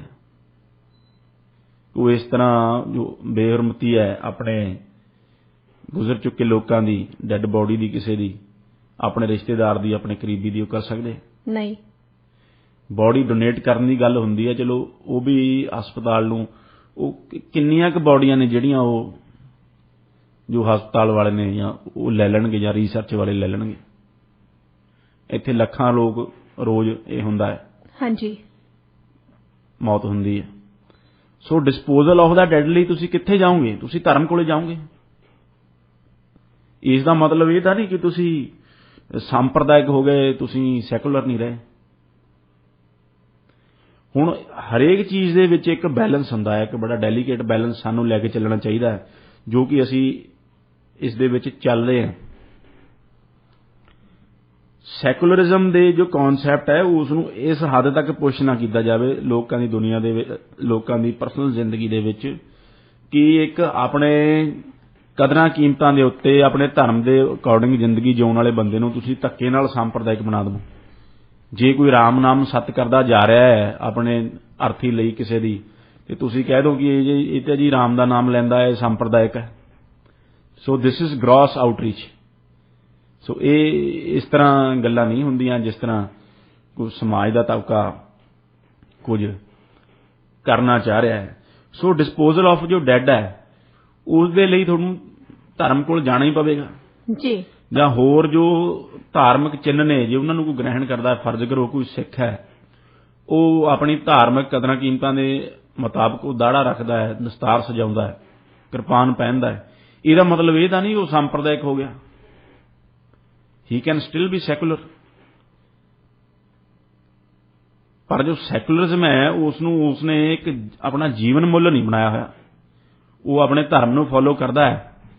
ਸੋ ਸੈਕੂਲਰਿਜ਼ਮ ਦਾ ਮਤਲਬ ਇਹ ਨਹੀਂ ਕਿ ਜੋ ਧਾਰਮਿਕ ਜੋ ਕਦਰਾਂ ਕੀਮਤਾਂ ਨੇ ਉਹਨਾਂ ਨੂੰ ਕੱਢ ਕੇ ਬਾਹਰ ਸਿੱਟਣ ਲਈ ਲੋਕਾਂ ਨੂੰ ਮਜਬੂਰ ਕੀਤਾ ਜਾਵੇ ਆਪਣੀਆਂ ਜ਼ਿੰਦਗੀਆਂ ਦੇ ਵਿੱਚੋਂ, ਤੇ ਜੇ ਉਹ ਨਹੀਂ ਕਰਦੇ ਤਾਂ ਉਹਨਾਂ ਨੂੰ ਸੰਪਰਦਾਇਕ ਕਿਹਾ ਜਾਵੇ, ਉਹਨਾਂ ਨੂੰ ਕਮਿਊਨਲ ਕਿਹਾ ਜਾਵੇ। ਇਸ ਤਰ੍ਹਾਂ ਨਹੀਂ ਹੋ ਸਕਦਾ। ਇਸੇ ਤਰ੍ਹਾਂ ਜੇ ਤੁਸੀਂ ਦੂਜਾ ਵਿਸ਼ਾ ਦੇਖੋ, ਮੈਰਿਜਸ ਦਾ ਦੇਖੋ ਹੁਣ, ਜਾਂ ਜੋ ਇੱਕ ਹਿੰਦੂ ਪਰਿਵਾਰ ਦੇ ਵਿੱਚ, ਹਿੰਦੂ ਸਮਾਜ ਦੇ ਵਿੱਚ ਜਾਂ ਸਿੱਖ ਸਮਾਜ ਦੇ ਵਿੱਚ ਜਿਸ ਬੰਦੇ ਦੀ ਪਰਵਰਿਸ਼ ਹੋਈ ਹੈ, ਉਹ ਆਪਣੀ ਕਜ਼ਨ ਨਾਲ ਵਿਆਹ ਨਹੀਂ ਕਰ ਸਕਦਾ। ਇਹ ਹੁਣ ਇਹ ਗੱਲ ਇਹ ਕਿਹਨੇ ਦੱਸੀ ਹੈ? ਧਰਮ ਨੇ। ਕਿੱਥੋਂ ਆਈ ਹੈ? ਇਹ ਸਮ੍ਰਿਤੀਆਂ ਦੇ ਵਿੱਚ ਹੈ। ਜੀ ਜੀ। ਪ੍ਰਾਚੀਨ ਜੋ ਪਰਸਨਲ ਲਾਅ ਨੂੰ ਲੈ ਕੇ ਜੋ ਗ੍ਰੰਥ ਲਿਖੇ ਗਏ, ਧਾਰਮਿਕ ਗ੍ਰੰਥ, ਉਹਨਾਂ ਦੇ ਵਿੱਚ ਆਈ ਹੈ। ਹੁਣ ਜੇ ਕੋਈ ਕਹੇ ਮੈਂ ਤਾਂ ਸੈਕੂਲਰ ਆ, ਮੈਂ ਤਾਂ ਧਰਮ ਨੂੰ ਮੰਨਦਾ ਹੀ ਨਹੀਂ, ਧਰਮ ਹੋਣਾ ਨਹੀਂ ਚਾਹੀਦਾ, ਕਿ ਫਿਰ ਉਹ ਆਪਣੇ ਕਜ਼ਨ ਨਾਲ ਉਹ ਵਿਆਹ ਕਰਾਉਣ ਲਈ ਤਿਆਰ ਹੋ ਜਾਵੇਗਾ, ਜਿਹੜਾ ਇਸ ਸਮਾਜ ਦੇ ਵਿੱਚ ਜੋ ਵੱਡਾ ਹੋਇਆ ਮਨੁੱਖ। ਸੋ ਇਸ ਲਈ ਤੁਸੀਂ ਧਰਮ ਨੂੰ ਬਾਹਰ ਕੱਢ ਕੇ ਨਹੀਂ ਸਿੱਟ ਸਕਦੇ ਜ਼ਿੰਦਗੀ ਦੇ ਵਿੱਚੋਂ। ਉਹ ਇੱਕ ਸੈਕੂਲਰਿਜ਼ਮ ਹੈ, ਉਸ ਨੂੰ ਇੱਕ ਜੀਵਨ ਮੁੱਲ ਬਣਾ ਲੈਣਾ ਉਹ ਗਲਤ ਹੈ, ਕਿਉਂਕਿ ਬਹੁਤ ਸਾਰੀ ਜੋ ਦੇਣ ਹੈ ਉਹ ਧਰਮ ਦੀ ਸਾਡੀ ਜ਼ਿੰਦਗੀ ਦੇ ਵਿੱਚ ਹੈ, ਜਿਸ ਨੂੰ ਨਹੀਂ ਨਕਾਰਿਆ ਜਾ ਸਕਦਾ। ਸੈਕੂਲਰਿਜ਼ਮ ਹੈ ਉਹ ਆਪਣੀ ਜਗ੍ਹਾ ਤੇ ਜ਼ਰੂਰੀ ਹੈ। ਸੈਕੂਲਰਿਜ਼ਮ ਇੱਕ ਸੰਵਿਧਾਨਕ ਪ੍ਰਿੰਸੀਪਲ ਹੈ, ਇੱਕ ਸੰਵਿਧਾਨਕ ਇੱਕ ਅਸੂਲ ਹੈ, ਜਿਸ ਨੂੰ ਦਰਕਿਨਾਰ ਅਸੀਂ ਸਟੇਟ ਦੇ ਅਫੇਅਰਸ ਨੇ, ਜੋ ਸਟੇਟ ਦਾ ਜੋ ਕੰਮਕਾਰ ਹੈ, ਉਸ ਨੂੰ ਰਨ ਕਰਨ ਦੇ ਵਾਸਤੇ ਉਸ ਸੈਕੂਲਰਿਜ਼ਮ ਨੂੰ ਅਸੀਂ ਇੱਕ ਪਾਸੇ ਕੱਢ ਕੇ ਨਹੀਂ ਸਿੱਟ ਸਕਦੇ, ਕਿਉਂਕਿ ਜੇ ਇੱਕ ਧਰਮ ਦਾ ਕਬਜ਼ਾ ਸਟੇਟ ਤੇ ਹੋ ਜਾਵੇ ਤਾਂ ਉਹ ਇੱਕ ਡੈਮੋਕ੍ਰੈਟਿਕ ਸਟੇਟ ਨਹੀਂ ਰਹਿ ਸਕਦੀ, ਇੱਕ ਫ੍ਰੀ ਸਟੇਟ ਨਹੀਂ ਰਹਿ ਸਕਦੀ, ਕਿਉਂਕਿ ਫਿਰ ਉੱਥੇ ਦੂਜੇ ਧਾਰਮਿਕ ਤਬਕਿਆਂ ਦਾ ਜੋ ਜਿਉਣਾ ਹੈ ਉਹ ਔਖਾ ਹੋ ਜਾਂਦਾ ਹੈ, ਅਤੇ ਸਟੇਟ ਦੀ ਜੋ ਪ੍ਰਗਤੀ ਹੈ ਉਹ ਰੁਕ ਜਾਂਦੀ ਹੈ, ਕਿਉਂਕਿ ਜੋ ਧਰਮ ਹੈ ਉਹ ਕਿਸੇ ਵੀ ਤਰ੍ਹਾਂ ਦੀ ਜੋ ਉન્નਤੀ ਹੈ ਉਸ ਦੇ ਵਿੱਚ ਡਿੱਕਾ ਡਾਉਣ ਲੱਗ ਜਾਂਦਾ ਹੈ। ਜਿਸ ਤਰ੍ਹਾਂ ਤੁਸੀਂ ਉਦਾਹਰਨ ਲਓ ਕਿ ਜਦ ਵੈਸਟ ਦੇ ਵਿੱਚ ਵਿਗਿਆਨੀਆਂ ਨੇ ਇਹ ਗੱਲਾਂ ਕਰਨੀਆਂ ਸ਼ੁਰੂ ਕੀਤੀਆਂ ਕਿ ਜੋ ਧਰਤੀ ਹੈ ਉਹ ਯੂਨੀਵਰਸ ਦਾ ਸੈਂਟਰ ਨਹੀਂ, ਜੋ ਧਰਤੀ ਹੈ ਸੂਰਜ ਦੇ ਆਲੇ ਦੁਆਲੇ ਘੁੰਮਦੀ ਹੈ, ਜੋ ਕਿ ਇੱਕ ਵਿਗਿਆਨਕ ਗੱਲ ਸੀ, ਗੈਲੀਲੀਓ ਗਲੀਲੀ ਨੇ ਕੀਤੀ। ਪਰ ਉਸ ਸਮੇਂ ਜੋ ਧਰਮ ਦਾ ਸਟੇਟ ਦੇ ਉੱਤੇ ਇੰਨਾ ਬੋਲਬਾਲਾ ਸੀ ਕਿ ਗੈਲੀਲੀਓ ਗਲੀਲੀ ਨੂੰ ਇਹ ਗੱਲ ਕਹਿਣ ਪਿੱਛੇ ਜੇਲ੍ਹ ਜਾਣਾ ਪਿਆ ਜੀ, ਕਿਉਂਕਿ ਜੋ ਧਰਮ ਹੈ ਉਸ ਸਮੇਂ ਉਹ ਇਹ ਮੰਨਦਾ ਸੀ ਕਿ ਜੋ ਧਰਤੀ ਹੈ ਇਹ ਸੈਂਟਰ ਹੈ ਸਾਰੇ ਯੂਨੀਵਰਸ ਦਾ, ਤੇ ਸਾਰਾ ਯੂਨੀਵਰਸ ਇਹਦੇ ਆਲੇ ਦੁਆਲੇ ਘੁੰਮਦਾ ਹੈ। ਇਸ ਲਈ ਗੈਲੀਲੀਓ ਨੂੰ ਜੇਲ੍ਹ ਯਾਤਰਾ ਕਰਨੀ ਪਈ। ਇਸ ਤਰ੍ਹਾਂ ਜੋ ਧਰਮ ਹੈ ਉਹ ਸਮਾਜ ਦੀ ਪ੍ਰਗਤੀ ਦੇ ਵਿੱਚ, ਉન્નਤੀ ਦੇ ਵਿੱਚ ਅੜਿੱਕਾ ਲਾ ਸਕਦਾ ਹੈ, ਕਿਉਂਕਿ ਉਹ ਕਹਿ ਦਿੰਦਾ ਹੈ ਕਿ ਜੋ ਰਿਵੀਲਡ ਸੋਰਸਿਸ ਨੇ, ਕਿ ਜੋ ਧਰਮ ਗ੍ਰੰਥਾਂ ਦੇ ਵਿੱਚ ਲਿਖਿਆ ਹੈ ਉਹੀ ਸੱਚ ਹੈ, ਉਸ ਤੋਂ ਬਾਹਰ ਜਾ ਕੇ ਤੁਸੀਂ ਕੁਝ ਕਰ ਨਹੀਂ ਸਕਦੇ, ਕੁਝ ਸੋਚ ਨਹੀਂ ਸਕਦੇ। ਕਿੰਨੇ ਹੀ ਵਿਗਿਆਨੀਆਂ ਨੂੰ ਸਮਾਜ ਨੂੰ ਅੱਗੇ ਲਿਜਾਣ ਦੇ ਪ੍ਰਤੀ ਨਵੀਂ ਵਿਗਿਆਨਕ ਖੋਜਾਂ ਕਰਨ ਕਰਕੇ ਉਹਨਾਂ ਨੂੰ ਵਿਰੋਧ ਦਾ ਸਾਹਮਣਾ ਕਰਨਾ ਪਿਆ। ਸੋ ਇਸ ਲਈ ਜੋ ਧਰਮ ਹੈ ਤੇ ਜੋ ਸਟੇਟ ਹੈ ਉਸ ਦੀ ਆਪਣੀ ਆਪਣੀ ਥਾਂ ਹੈ ਲੋਕਾਂ ਦੀ ਜ਼ਿੰਦਗੀ ਦੇ ਵਿੱਚ। ਜੀ ਬਿਲਕੁਲ, ਧਰਮ ਨੇ ਆਪਣਾ ਰੋਲ ਅਦਾ ਕਰਨਾ ਹੈ। ਜੇ ਸੈਕੂਲਰ ਸਟੇਟ ਕਹੇ ਕਿ ਮੈਂ ਲੋਕਾਂ ਦੀ ਜ਼ਿੰਦਗੀ ਦੇ ਵਿੱਚੋਂ ਧਰਮ ਨੂੰ ਬਾਹਰ ਕੱਢ ਕੇ ਸਿੱਟ ਦੇਵਾਂ, ਉਹ ਵੀ ਇੱਕ ਧੱਕੇਸ਼ਾਹੀ ਹੋਵੇਗੀ, ਉਹ ਵੀ ਸਮਾਜ ਦੇ ਵਿੱਚ ਬਦਅਮਨੀ ਪੈਦਾ ਕਰੇਗੀ, ਸਮਾਜ ਨੂੰ ਠੇਸ ਪਹੁੰਚਾਏਗੀ। ਤੇ ਧਰਮ ਜੇ ਕਹੇ ਕਿ ਮੈਂ ਸਟੇਟ ਦੇ ਉੱਤੇ ਕਬਜ਼ਾ ਕਰਕੇ ਉਸ ਨੂੰ ਚਲਾਵਾਂ, ਤਾਂ ਉਹ ਵੀ ਜੋ ਲੋਕਾਂ ਦੇ ਹਕੂਕ ਨੇ, ਜੋ ਆਜ਼ਾਦੀ ਹੈ, ਜੋ ਫਰੀडम ਹੈ, ਉਸ ਦਾ ਘਾਣ ਹੋਵੇਗਾ ਤੇ ਸਮਾਜ ਦੇ ਤਰੱਕੀ ਦੇ ਵਿੱਚ ਇੱਕ ਅੜਿੱਕਾ ਲਾਵੇਗਾ। ਸੋ ਇਸ ਲਈ ਇੱਕ ਮਿਡਲ ਪਾਥ ਲੈ ਕੇ, ਧਰਮ ਨੂੰ ਵੀ ਨਾਲ ਲੈ ਕੇ, ਰਾਜਨੀਤੀ ਨੂੰ ਵੀ ਨਾਲ ਲੈ ਕੇ, ਸਟੇਟ ਕ੍ਰਾਫਟ ਨੂੰ ਨਾਲ ਲੈ ਕੇ, ਸੈਕੂਲਰਿਜ਼ਮ ਨੂੰ ਨਾਲ ਲੈ ਕੇ, ਦੋਨਾਂ ਚੀਜ਼ਾਂ ਨੂੰ ਨਾਲ ਲੈ ਕੇ ਸਾਡੇ ਸਮਾਜ ਨੂੰ ਚੱਲਣਾ ਪਵੇਗਾ। ਤਾਂ ਹੀ ਸਮਾਜ ਦੇ ਵਿੱਚ ਤਰੱਕੀ ਹੋਵੇਗੀ ਤੇ ਜੋ ਲੋਕਾਂ ਦਾ ਜੀਵਨ ਹੈ ਉਹ ਇੱਕ ਸੁਚਾਰੂ ਢੰਗ ਨਾਲ ਚੱਲੇਗਾ। ਉਹ ਆਪਣੀਆਂ ਧਾਰਮਿਕ ਰਹੁ ਰੀਤਾਂ ਨਾਲ ਵੀ ਜੁੜੇ ਰਹਿਣਗੇ, ਜੋ ਉਹਨਾਂ ਨੂੰ ਸਪਿਰਿਚੁਅਲ ਇੱਕ ਸ਼ਾਂਤੀ ਪ੍ਰਦਾਨ ਕਰੇਗਾ। ਪ੍ਰੋਗਰਾਮ 'ਚ ਗੱਲਬਾਤ ਦਾ ਸਿਲਸਿਲਾ ਜਾਰੀ ਰੱਖਦੇ ਹੋਏ ਅਗਲਾ ਸਵਾਲ ਮੇਰਾ ਲਵਲੀਨ ਜੀ ਤੁਹਾਨੂੰ ਹੈ ਕਿ ਕਰਨਾਟਕਾ ਦੇ ਵਿੱਚ ਉੱਠਿਆ ਹਿਜਾਬ ਨੂੰ ਲੈ ਕੇ ਵਿਵਾਦ ਚਰਚਾ ਦਾ ਵਿਸ਼ਾ ਬਣਿਆ ਹੋਇਆ, ਤੁਸੀਂ ਇਸ ਨੂੰ ਕਿਸ ਤਰ੍ਹਾਂ ਦੇਖਦੇ ਹੋ? ਜੀ ਸੁਖਜੀਤ ਜੀ, ਜੋ ਕਰਨਾਟਕਾ ਦੇ ਵਿੱਚ ਕਾਲਜਿਸ ਤੇ ਸਕੂਲਸ ਦੇ ਵਿੱਚ ਜੋ ਮੁਸਲਿਮ ਮਹਿਲਾਵਾਂ ਨੇ, ਉਹਨਾਂ ਦੇ ਹਿਜਾਬ ਪਾ ਕੇ ਆਉਣ ਦੇ ਉੱਤੇ ਲਗਾਈ ਗਈ ਪਾਬੰਦੀ ਦਾ ਜੋ ਵਿਸ਼ਾ ਹੈ, ਉਹ ਇੱਕ ਚਰਚਾ ਦਾ, ਇੱਕ ਵਿਵਾਦ ਦਾ ਕਾਰਨ ਬਣਿਆ ਹੋਇਆ ਹੈ। ਸੋ ਜੋ ਇਹ ਮਸਲਾ ਹੈ, ਇਹ ਵੀ ਜੋ ਸੈਕੂਲਰਿਜ਼ਮ ਦੀ ਡਿਬੇਟ ਹੈ ਜੀ, ਉਸ ਦੇ ਨਾਲ ਹੀ ਆ ਕੇ ਜੁੜ ਜਾਂਦਾ ਹੈ, ਕਿਉਂਕਿ ਜੋ ਇਹ ਪਾਬੰਦੀ ਲਗਾਉਣ ਵਾਲੀ ਜੋ ਇੰਸਟੀਟਿਊਸ਼ਨਸ ਨੇ, ਉਹਨਾਂ ਵੱਲੋਂ ਇਹ ਕਿਹਾ ਜਾ ਰਿਹਾ ਹੈ ਕਿ ਜੋ ਧਾਰਮਿਕ ਜੋ ਚਿੰਨ੍ਹ ਹੈ, ਜੋ ਹਿਜਾਬ ਹੈ, ਇਹ ਇੱਕ ਧਾਰਮਿਕ ਚਿੰਨ੍ਹ ਹੈ। ਸੋ ਇਸ ਦਾ ਸਕੂਲ ਦੇ ਵਿੱਚ ਜਾਂ ਕਾਲਜ ਦੇ ਵਿੱਚ ਇਸ ਦਾ ਪਾ ਕੇ ਆਉਣ ਦਾ ਇਹਨਾਂ ਲੜਕੀਆਂ ਦਾ ਕੋਈ ਮਤਲਬ ਨਹੀਂ। ਸੋ ਇੱਥੇ ਜੋ ਸਾਰੀ ਅਸੀਂ ਸੈਕੂਲਰਿਜ਼ਮ ਦੀ ਜੋ ਦੇਖੀ, ਅਸੀਂ ਸੈਕੂਲਰਿਜ਼ਮ ਦੀ ਚਰਚਾ ਕੀਤੀ, ਸੈਕੂਲਰਿਜ਼ਮ ਦੀ ਡੈਫੀਨੇਸ਼ਨ ਦੇਖੀ, ਭਾਰਤੀ ਸੈਕੂਲਰਿਜ਼ਮ ਕੀ ਹੈ ਉਸ ਨੂੰ ਦੇਖਿਆ। ਅਸੀਂ ਇਹ ਦੇਖਿਆ ਕਿ ਜੋ ਭਾਰਤੀ ਸੈਕੂਲਰਿਜ਼ਮ ਹੈ, ਉਹ ਇਹ ਨਹੀਂ ਕਹਿੰਦਾ ਕਿ ਤੁਸੀਂ ਆਪਣੇ ਧਾਰਮਿਕ ਚਿੰਨ੍ਹ ਧਾਰਨ ਨਾ ਕਰੋ, ਬਲਕਿ ਉਹ ਤੁਹਾਨੂੰ ਆਜ਼ਾਦੀ ਦਿੰਦਾ ਹੈ, ਸੰਵਿਧਾਨਕ ਤੌਰ ਦੇ ਉੱਤੇ ਆਜ਼ਾਦੀ ਦਿੰਦਾ ਹੈ ਆਪਣੇ ਜੋ ਧਾਰਮਿਕ ਚਿੰਨ੍ਹ ਨੇ ਉਹਨਾਂ ਨੂੰ ਧਾਰਨ ਕਰਨ ਦੀ। ਤੇ ਧਰਮ ਨਿਰਪੱਖਤਾ ਹੈ ਜੋ ਉਹ ਸਭ ਨੂੰ ਇੱਕ ਅੱਖ ਨਾਲ ਦੇਖਣ ਦਾ ਨਾਮ ਹੈ। ਸੋ ਇੱਥੇ ਜੋ ਗੱਲ ਮੁਸਲਿਮ ਮਹਿਲਾਵਾਂ ਨੂੰ ਕਹੀ ਜਾ ਰਹੀ ਹੈ ਕਿ ਕੱਲ੍ਹ ਨੂੰ ਜੇ ਕੋਈ ਹਿੰਦੂ ਵਿਦਿਆਰਥੀ ਤਿਲਕ ਲਗਾ ਕੇ ਕਾਲਜ ਦੇ ਵਿੱਚ ਜਾਂ ਸਕੂਲ ਦੇ ਵਿੱਚ ਜਾਂਦਾ ਹੈ, ਤਾਂ ਕਿ ਇਹ ਜੋ ਸਕੂਲ ਦੀਆਂ ਜੋ ਇਹ ਮੈਨੇਜਮੈਂਟਸ ਨੇ, ਇਹ ਕਹਿਣ ਦੀ ਹਿੰਮਤ ਰੱਖਣਗੀਆਂ ਕਿ ਤੁਸੀਂ ਆਪਣਾ ਤਿਲਕ ਉਤਾਰ ਕੇ ਸਕੂਲ ਦੇ ਵਿੱਚ ਵੜੋ। ਜਾਂ ਕੋਈ ਸਿੱਖ ਵਿਦਿਆਰਥੀ ਜੋ ਕਿ ਆਪਣੀ ਦਸਤਾਰ ਪਹਿਨ ਕੇ ਸਕੂਲ ਦੇ ਵਿੱਚ ਕਾਲਜ ਦੇ ਵਿੱਚ ਜਾਂਦਾ ਹੈ, ਤਾਂ ਇਹ ਕਹਿਣਗੇ ਕਿ ਆਪਣੀ ਦਸਤਾਰ ਪਾ ਕੇ ਤੁਸੀਂ ਨਹੀਂ ਜਾ ਸਕਦੇ। ਜਾਂ ਕਿਸੇ ਤੇ ਕੋਈ ਕ੍ਰਾਸ ਦਾ ਨਿਸ਼ਾਨ ਬਣਾਇਆ ਹੈ ਕਿਸੇ ਨੇ, ਉਹਨੂੰ ਕਹਿਣਗੇ ਕਿ ਉਤਾਰ ਕੇ ਜਾਓ। ਫਿਰ ਮੁਸਲਿਮ ਮਹਿਲਾਵਾਂ ਨੂੰ ਜਾਂ ਜੋ ਇੰਡੀਅਨ ਮੁਸਲਿਮ ਹੈ, ਉਸ ਨੂੰ ਹੀ ਕਿਉਂ ਨਿਸ਼ਾਨੇ ਤੇ ਰੱਖਿਆ ਜਾ ਰਿਹਾ ਹੈ?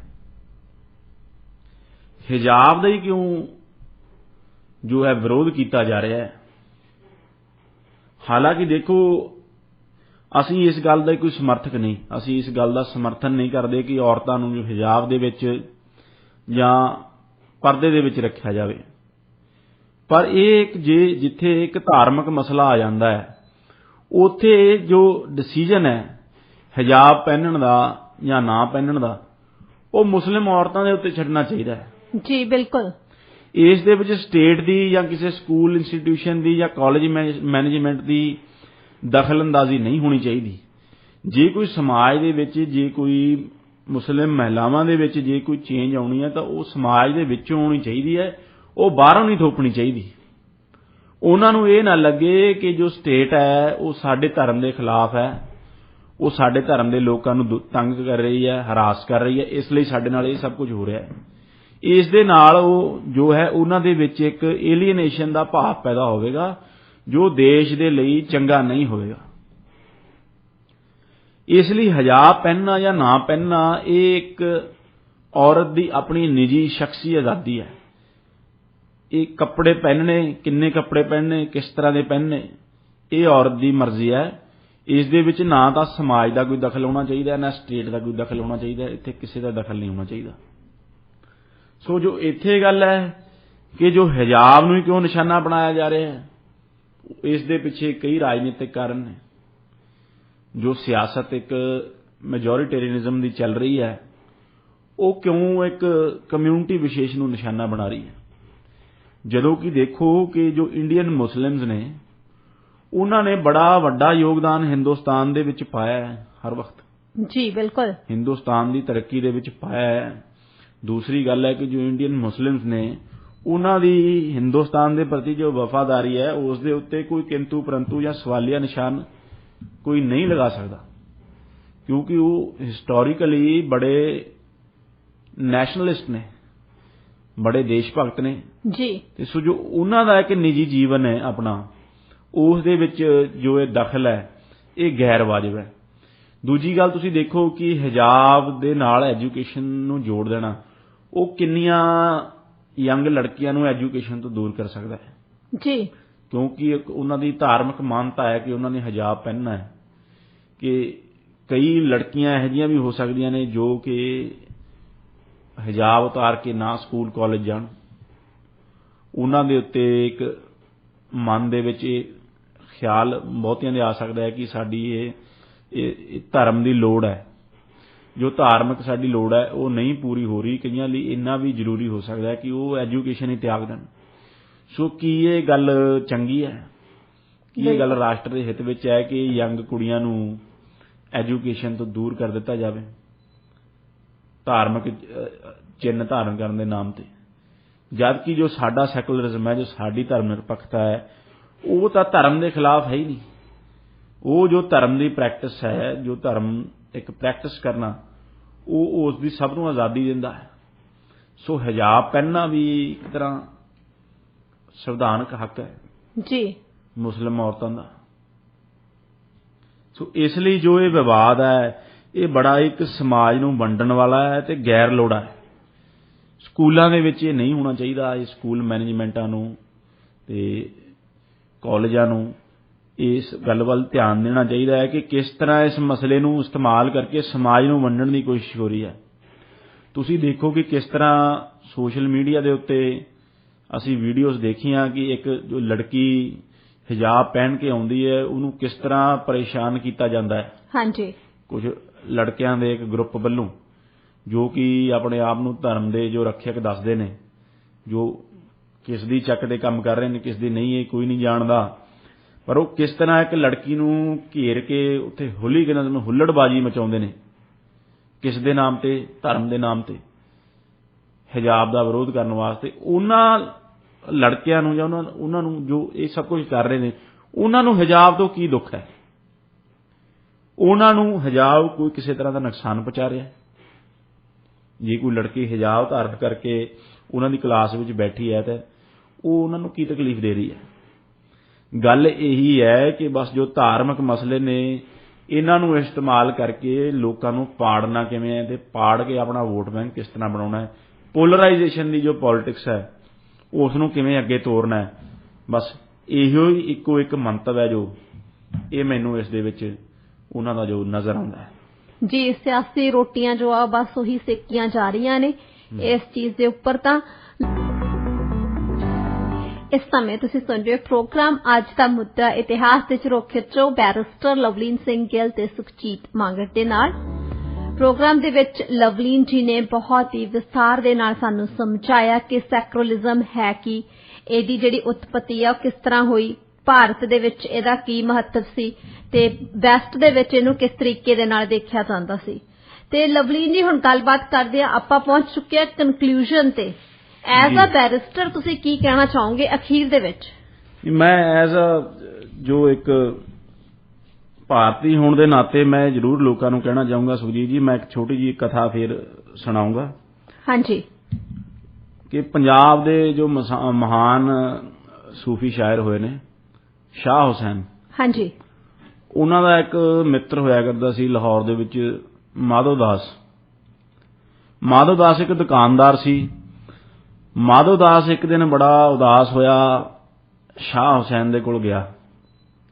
ਉਸਨੇ ਆਪਣੇ ਦੋਸਤ ਮਿੱਤਰ ਸ਼ਾਹ ਹੁਸੈਨ ਨੂੰ ਕਿਹਾ ਕਿ ਸ਼ਾਹ ਹੁਸੈਨ, ਤੂੰ ਤਾਂ ਮਹਾਨ ਇੱਕ ਸੂਫੀ ਸ਼ਾਇਰ ਹੈ, ਸੂਫੀ ਹੈ, ਤੈਨੂੰ ਦੁਨੀਆ ਯਾਦ ਰੱਖੇਗੀ, ਤੇਰੀਆਂ ਮਜ਼ਾਰਾਂ ਬਣਨਗੀਆਂ, ਤੇਰੇ ਉਰਸ ਲੱਗਿਆ ਕਰਨਗੇ, ਪਰ ਮੈਂ ਇੱਕ ਦੁਕਾਨਦਾਰ ਹਾਂ ਮਾਧੋ ਦਾਸ, ਮੈਨੂੰ ਕਿਹਨੇ ਯਾਦ ਰੱਖਣਾ?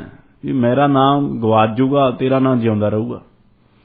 ਸੋ ਇੰਨੀ ਗੱਲ ਸੁਣਦਿਆਂ ਹੀ ਸ਼ਾਹ ਹੁਸੈਨ ਨੇ ਆਪਣੇ ਮਿੱਤਰ ਨੂੰ ਕਿਹਾ ਕਿ ਤੂੰ ਫਿਕਰ ਨਾ ਕਰ, ਤੇਰਾ ਨਾਮ ਮੇਰੇ ਨਾਮ ਦੇ ਨਾਲ ਹੀ ਜਿਉਂਦਾ ਰਹੂਗਾ, ਅੱਜ ਤੋਂ ਮੇਰਾ ਨਾਮ ਮਾਧੋ ਦਾਸ ਹੁਸੈਨ।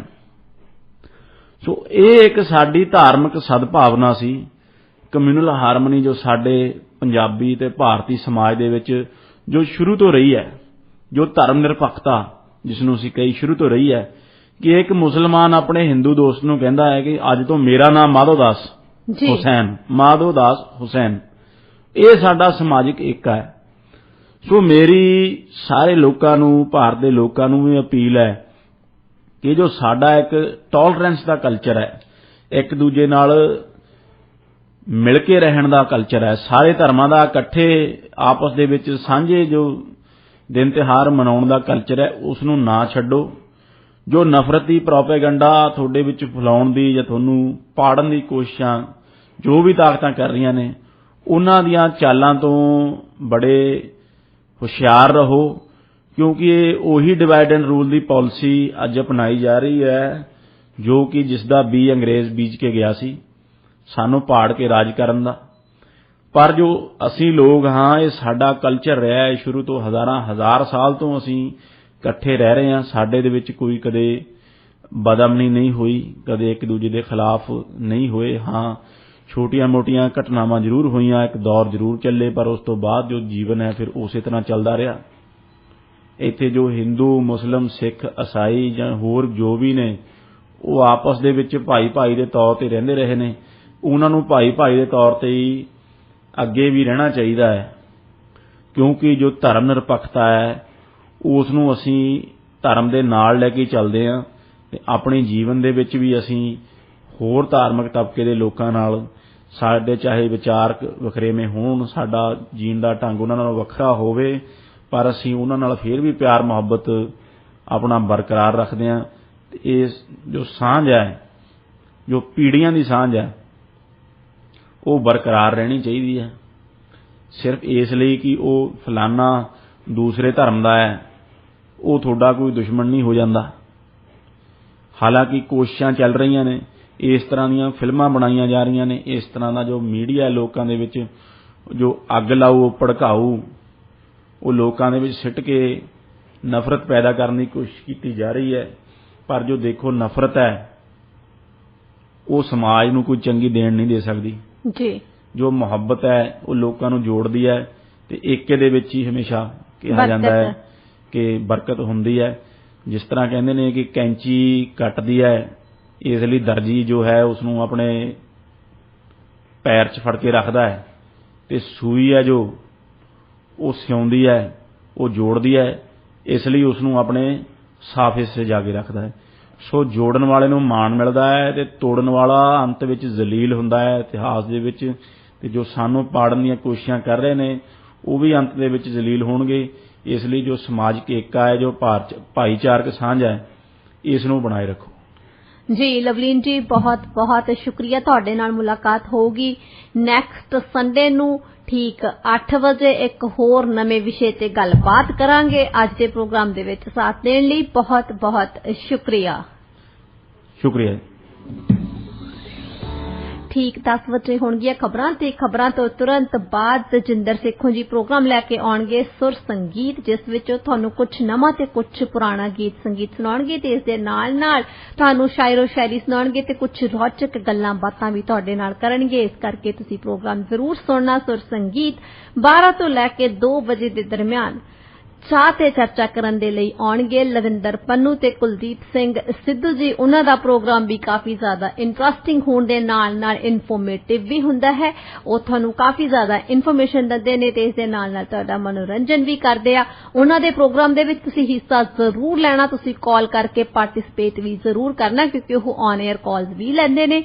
6045929191 ਸਾਡੇ ਸਟੂਡੀਓ ਦਾ ਨੰਬਰ ਹੈ। ਉਸ ਤੋਂ ਬਾਅਦ 2 ਤੋਂ ਲੈ ਕੇ 5 ਵਜੇ ਦੇ ਦਰਮਿਆਨ चिराग राव जी आउणगे प्रोग्राम हक से देसी लैके ते उस प्रोग्राम दे विच ओह तुहाडे नाल गलबात भी करनगे ते गलबात दे नाल नाल तुहानू कुछ हिंदी कुछ पंजाबी म्यूजिक भी सुणाउणगे ते उन्हां दे प्रोग्राम दे विच भी तुसीं शामिल जरूर होना। मेरी ते तुहाडी मुलाकात होएगी जी कल सवेरे ठीक 8 बजे दीआं खबरां तो बाद प्रोग्राम पंजाबी आवाज़ दे विच। प्रोग्राम पंजाबी आवाज़ 7 तो लैके 8 बजे दे दरमियान डॉक्टर शिंदर पुरेवाल ते जसविंदर बिट्टा जी दे नाल तुसीं जरूर सुनना, जिस दे विच ਉਹ ਤੁਹਾਨੂੰ ਪੰਜਾਬ ਤੇ ਭਾਰਤ ਦੀਆਂ ਲੇਟੈਸਟ ਜੋ ਖਬਰਾਂ ਨੇ ਉਹਨਾਂ ਤੋਂ ਜਾਣੂ ਕਰਵਾਉਂਦੇ ਨੇ। 8 ਤੋਂ ਲੈ ਕੇ 9 ਵਜੇ ਦੇ ਦਰਮਿਆਨ ਮੇਰੇ ਤੇ ਡਾਕਟਰ ਸ਼ਿੰਦਰ ਪੁਰੇਵਾਲ ਦੇ ਨਾਲ ਤੁਸੀਂ ਪ੍ਰੋਗਰਾਮ ਸ਼ਾਮਿਲ ਜ਼ਰੂਰ ਹੋਣਾ, ਜਿਸ ਵਿੱਚ ਅਸੀਂ ਗੱਲਬਾਤ ਕਰਦੇ ਹੁੰਦੇ ਸਾਡੇ ਆਲੇ ਦੁਆਲੇ ਵਾਪਰਦੀਆਂ ਘਟਨਾਵਾਂ ਦੇ ਬਾਰੇ ਚ। ਉਸ ਤੋਂ ਬਾਅਦ ਫਿਰ ਤੁਸੀਂ ਸ਼ਾਮਿਲ ਹੋ ਜਾਣਾ ਜੀ ਅਮਰਜੀਤ ਚੀਮਾ ਜੀ ਦੇ ਨਾਲ ਪ੍ਰੋਗਰਾਮ ਲੋਕ ਅਦਾਲਤ ਦੇ ਵਿੱਚ ਤੇ ਕਾਲ ਜ਼ਰੂਰ ਕਰਨਾ 6045929191 ਤੇ। आज का प्रोग्राम इत्थे ही समाप्त करते हैं। Have a great weekend.